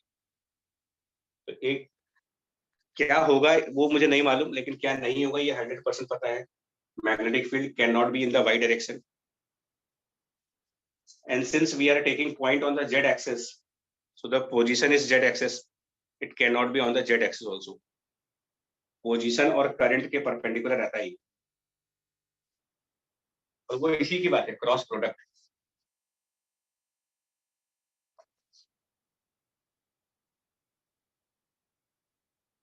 तो ये एनालॉग्स, और एनालॉग भी क्यों बता रहा हूं ना, देखिए यहां तक लिखे हो आपके, नहीं पता, बताइए फिर आगे बढ़ते हैं। Yes sir. है ना? ठीक है, इसको कंप्लीशन के मूड में लाने जा रहे हैं हम।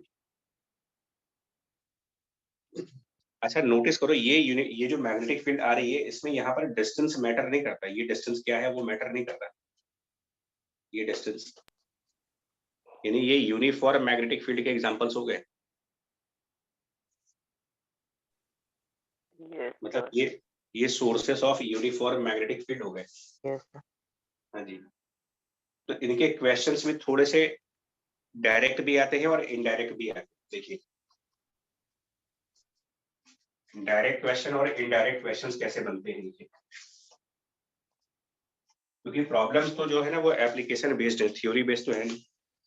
तो अगर मैं एक एग्जांपल लूं, टू पैरेलल प्लेन्स करंट वाले दो पैरेलल प्लेन्स। पहले आप इलेक्ट्रोस्टैटिक देख लो, इलेक्ट्रोस्टैटिक में क्या हुआ था,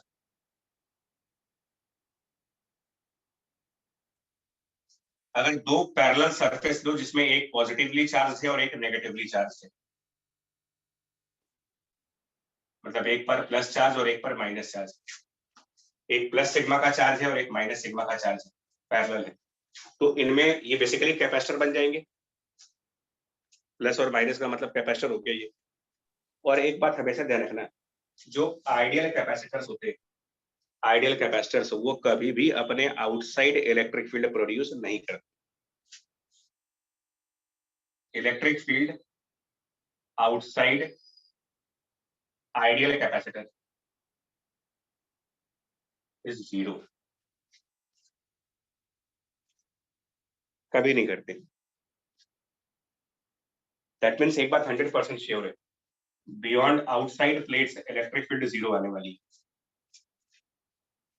और जो भी इलेक्ट्रिक फील्ड आएगी वो इनके बीच में आती है, प्लस से माइनस की तरफ इलेक्ट्रिक फील्ड आती है, and that is sigma divided by epsilon. अब इसमें से नीचे से 2 हट जाता है, अभी हमने सिग्मा बाय 2 लिखा था, लेकिन अब यहाँ से 2 हटा देते हैं, और वो 2 इसलिए हटा देते हो कि दो प्लेन्स हो जाएंगे, तो डबल होने की वजह से वो 2 वाला फैक्टर जो था वो हट जाएगा यहाँ से। एग्जैक्टली सेम काम यहाँ करो,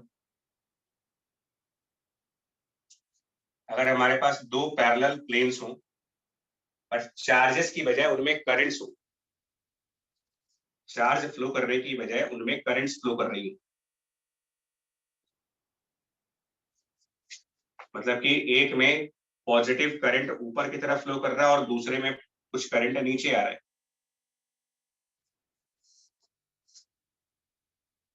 और ये विड्थ b है, ये लेंथ l है, और इनके बीच का प्लेट सेपरेशन d है, जिसमें d बहुत छोटा है l से, d बहुत छोटा है b से, मतलब कि इनफाइनाइट प्लेन्स। तो जैसे ये आपका एक कैपेसिटर का सिस्टम बनता है ना, प्लस माइनस का, प्लस चार्ज और माइनस चार्ज सिस्टम बनता है कैपेसिटर, मैग्नेटिज्म में भी ये एक सिस्टम ही बनता है जिसको हम इंडक्टर के नाम से पढ़ते हैं।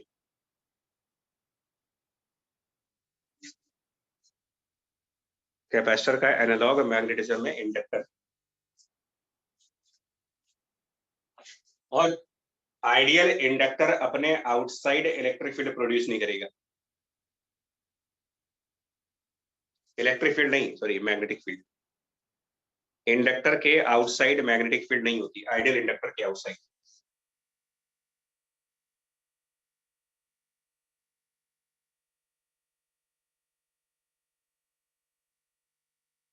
तो बिना कुछ सोचे समझे फिर कह रहा हूं कि इधर मैग्नेटिक फील्ड 0, इधर भी मैग्नेटिक फील्ड 0। जो भी मैग्नेटिक फील्ड होगी इनके बीच में होगी, और कितनी होगी, तो that is now B = μ0। Analogue लेने जा रहे हैं, 1/ε0 था तो यहाँ म्यू नॉट कर दिया, और सिग्मा की जगह के आएगा, where k is current per unit width, मतलब जो के है वो current I divided by this width b, current upon width.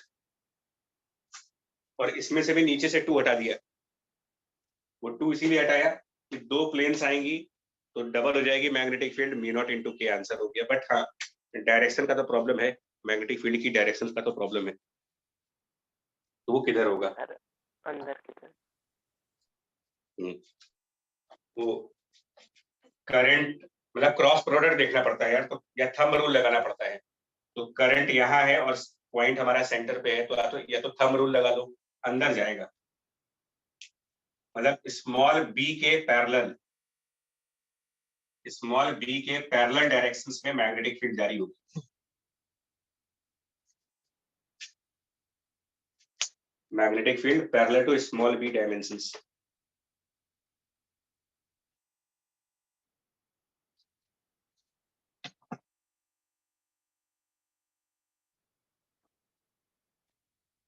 Analogue clear? Yes, sir. ठीक है।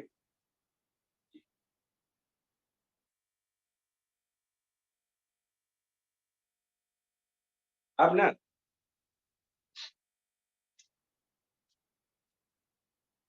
एक तो ये एनालॉग हुआ, उसके बाद हो सकता है एप्लीकेशन बेस्ड क्वेश्चन भी हो।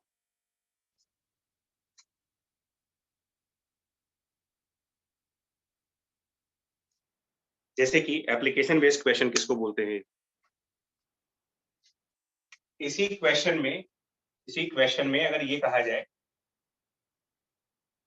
कि सेंटर पॉइंट से, इन क्वेश्चंस में ये कहा जाए कि सेंटर पॉइंट से एक प्रोटॉन या इलेक्ट्रॉन या कोई भी चार्ज, सेंटर पॉइंट से एक चार्ज पार्टिकल को कुछ वेलोसिटी v दी गई parallel to this dimension l, parallel to the dimension l, एक वेलोसिटी v दी गई।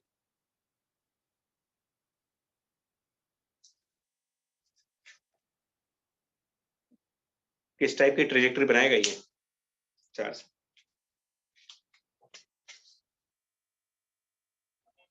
ट्रेजेक्टरी क्या बन जाएगी चार्ज पार्टिकल की? मैग्नेटिक फील्ड यूनिफॉर्म आ रहा है, उस यूनिफॉर्म मैग्नेटिक फील्ड के अंदर परपेंडिकुलर डायरेक्शन में अगर एक चार्ज पार्टिकल को भेजा जा रहा है तो चार्ज कौन सा पाथ फॉलो करता है ऐसे केसेस में? जब वो मैग्नेटिक फील्ड के परपेंडिकुलर आए, और वो भी यूनिफॉर्म मैग्नेटिक फील्ड के परपेंडिकुलर है जी। तीन ही तो ट्रेजेक्टरी बताई गई यार, इलेक्ट्रिक फील्ड में पहला सर्कुलर ट्रेजेक्टरी बनेगी इसकी। और हमने ये भी कहा था कि जो सर्किल बनता है वो मैग्नेटिक फील्ड की लाइन के अराउंड बनता है, मतलब जो चार्ज पार्टिकल की सर्कुलर ट्रेजेक्टरी होती है वो मैग्नेटिक फील्ड की लाइन के अराउंड,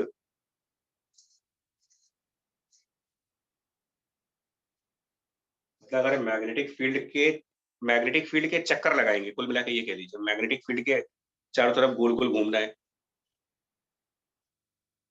तो ऐसे में मिड पॉइंट से भेजा है, मिड पॉइंट से वेलोसिटी की मिनिमम वैल्यू, मतलब कि उसकी लिमिटिंग वैल्यू क्या होगी, सो दैट कि ये चार्ज किसी एक प्लेट को हिट ना कर जाए, कोलिजन अवॉइड करना है।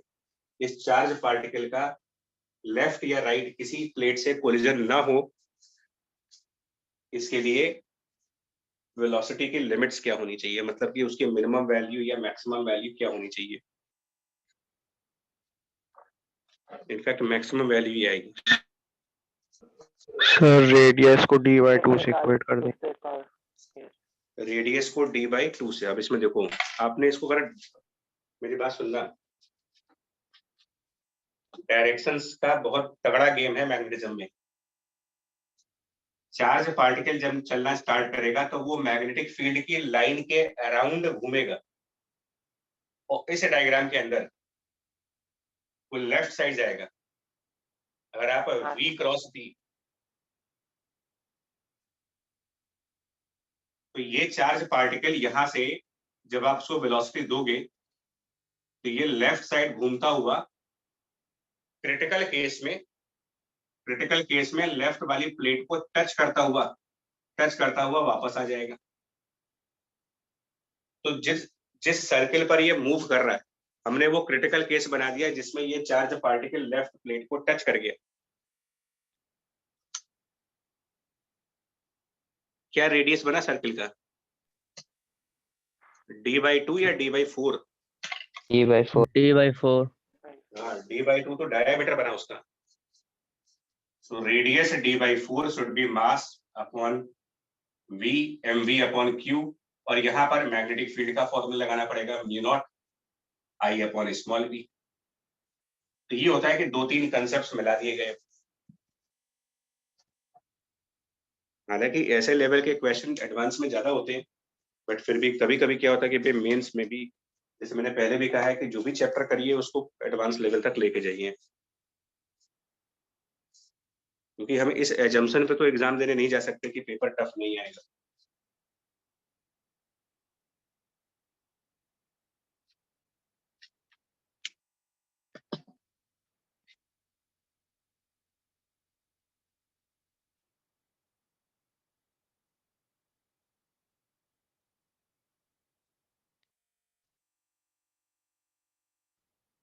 ठीक है ये बच्चे, देखो ये मतलब ये जो आज आप पढ़ रहे हो ना मैग्नेटिक फील्ड निकालने के क्वेश्चन, जो आपको आज बता रहा हूँ मैं आपको, set of parallel wires, plane wires,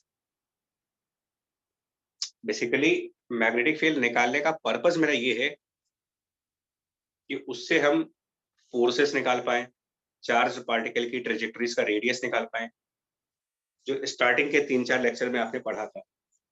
और उसमें पहले ही लेक्चर में मैंने आपसे ये कहा था कि मैग्नेटिक फील्ड जैसा दिया जा रहा है उसको एक्सेप्ट कर लो, ये मत पूछना कि मैग्नेटिक फील्ड आ कहाँ से रही है।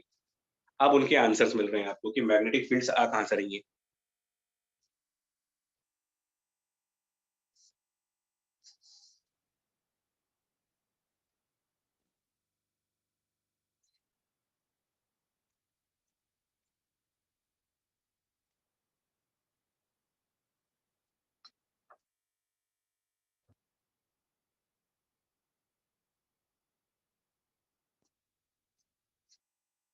एक ये हाफ सिलेंडर लास्ट वाला केस है, और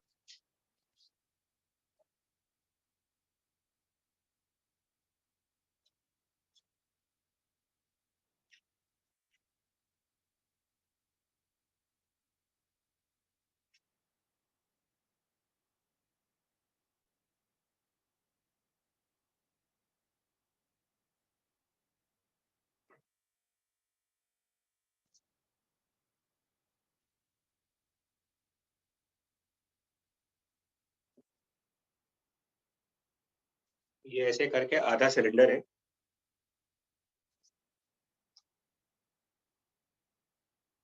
और इसमें भी वैसे ही करंट्स फ्लो हो रही है जैसे पीछे दिखाया था अभी आपको।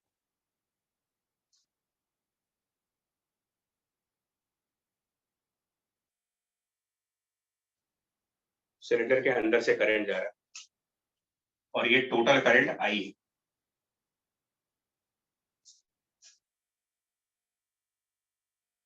टोटल करंट कैपिटल आई इस सिलेंडर का, और ये सिलेंडर इनफाइनाइट लेंथ का है, मतलब इसकी एल इंफिनिटी को टेंड कर रही हो, और इसके सेंटर पर मैग्नेटिक फील्ड चाहिए मेरे को, एट सेंटर मैग्नेटिक फील्ड की वैल्यू, रेडियस वगैरह आर दे रखा है।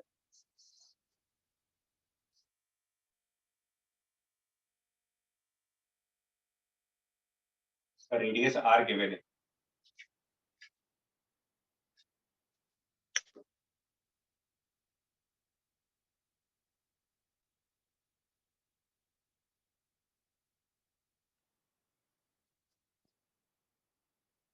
इसका भी 2 डायमेंशनल व्यू,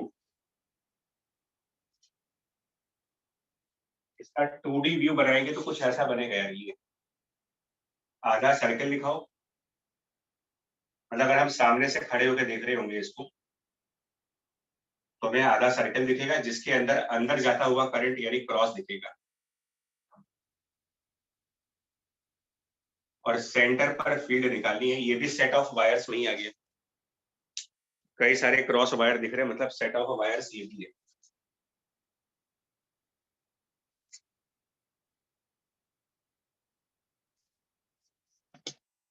तो सेम ही कंसेप्ट लगाओगे।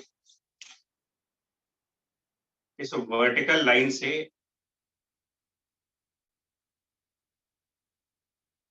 थीटा एंगल पर and D theta width, vertical line से थीटा एंगल पर कुछ डी थीटा विड्थ मानेंगे।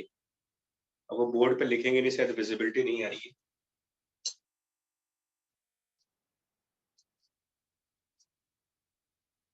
और इसकी मैग्नेटिक फील्ड कैलकुलेट करेंगे। जो डी थीटा विड्थ बनेगा इसका मैग्नेटिक फील्ड निकालेंगे। इसमें क्रॉस करंट है, ध्यान रखिएगा, इसमें करंट क्रॉस के फॉर्म में। तो एक बार फिर वही मेथड लगाते हैं। यहां से सेंटर की तरफ गए और क्रॉस मतलब क्लॉकवाइज, तो यहां से सेंटर पे जा करके 90 डिग्री एंगल क्लॉकवाइज घूम जाओ। ये डायरेक्शन बन गया मैग्नेटिक फील्ड का। और उस डीबी की वैल्यू μ0 बाई 2 पाई, ये डिस्टेंस r, और करंट जो इसे डी थीटा से जा रहा होगा, current from D theta, total current I जा रहा है, बट वो टोटल करंट 180 डिग्री के एंगल से जा रहा है।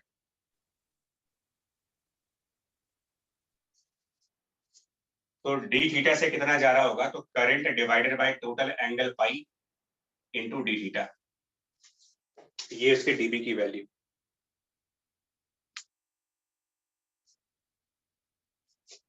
और एक बार फिर वही आर्ग्यूमेंट आएगा कि डीबी का कौन सा कंपोनेंट इंटीग्रेट होगा। एक बार फिर वो आर्ग्यूमेंट बनेगा।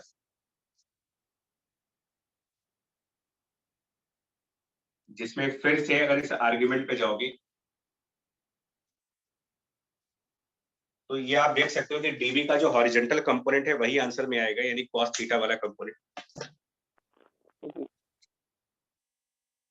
ये एंगल थीटा बनेगा, तो cos थीटा वाला कंपोनेंट ही इंटीग्रेट करना है, बाकी सब इंटीग्रेट नहीं होंगे। तो फाइनल आंसर जो बनेगा वो होगा integral of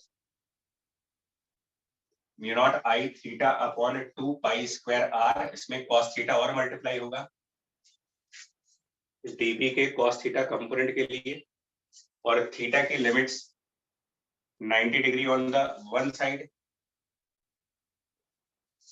and minus 90 degree on the other side. ये इसके मैग्नेटिक फील्ड का आंसर।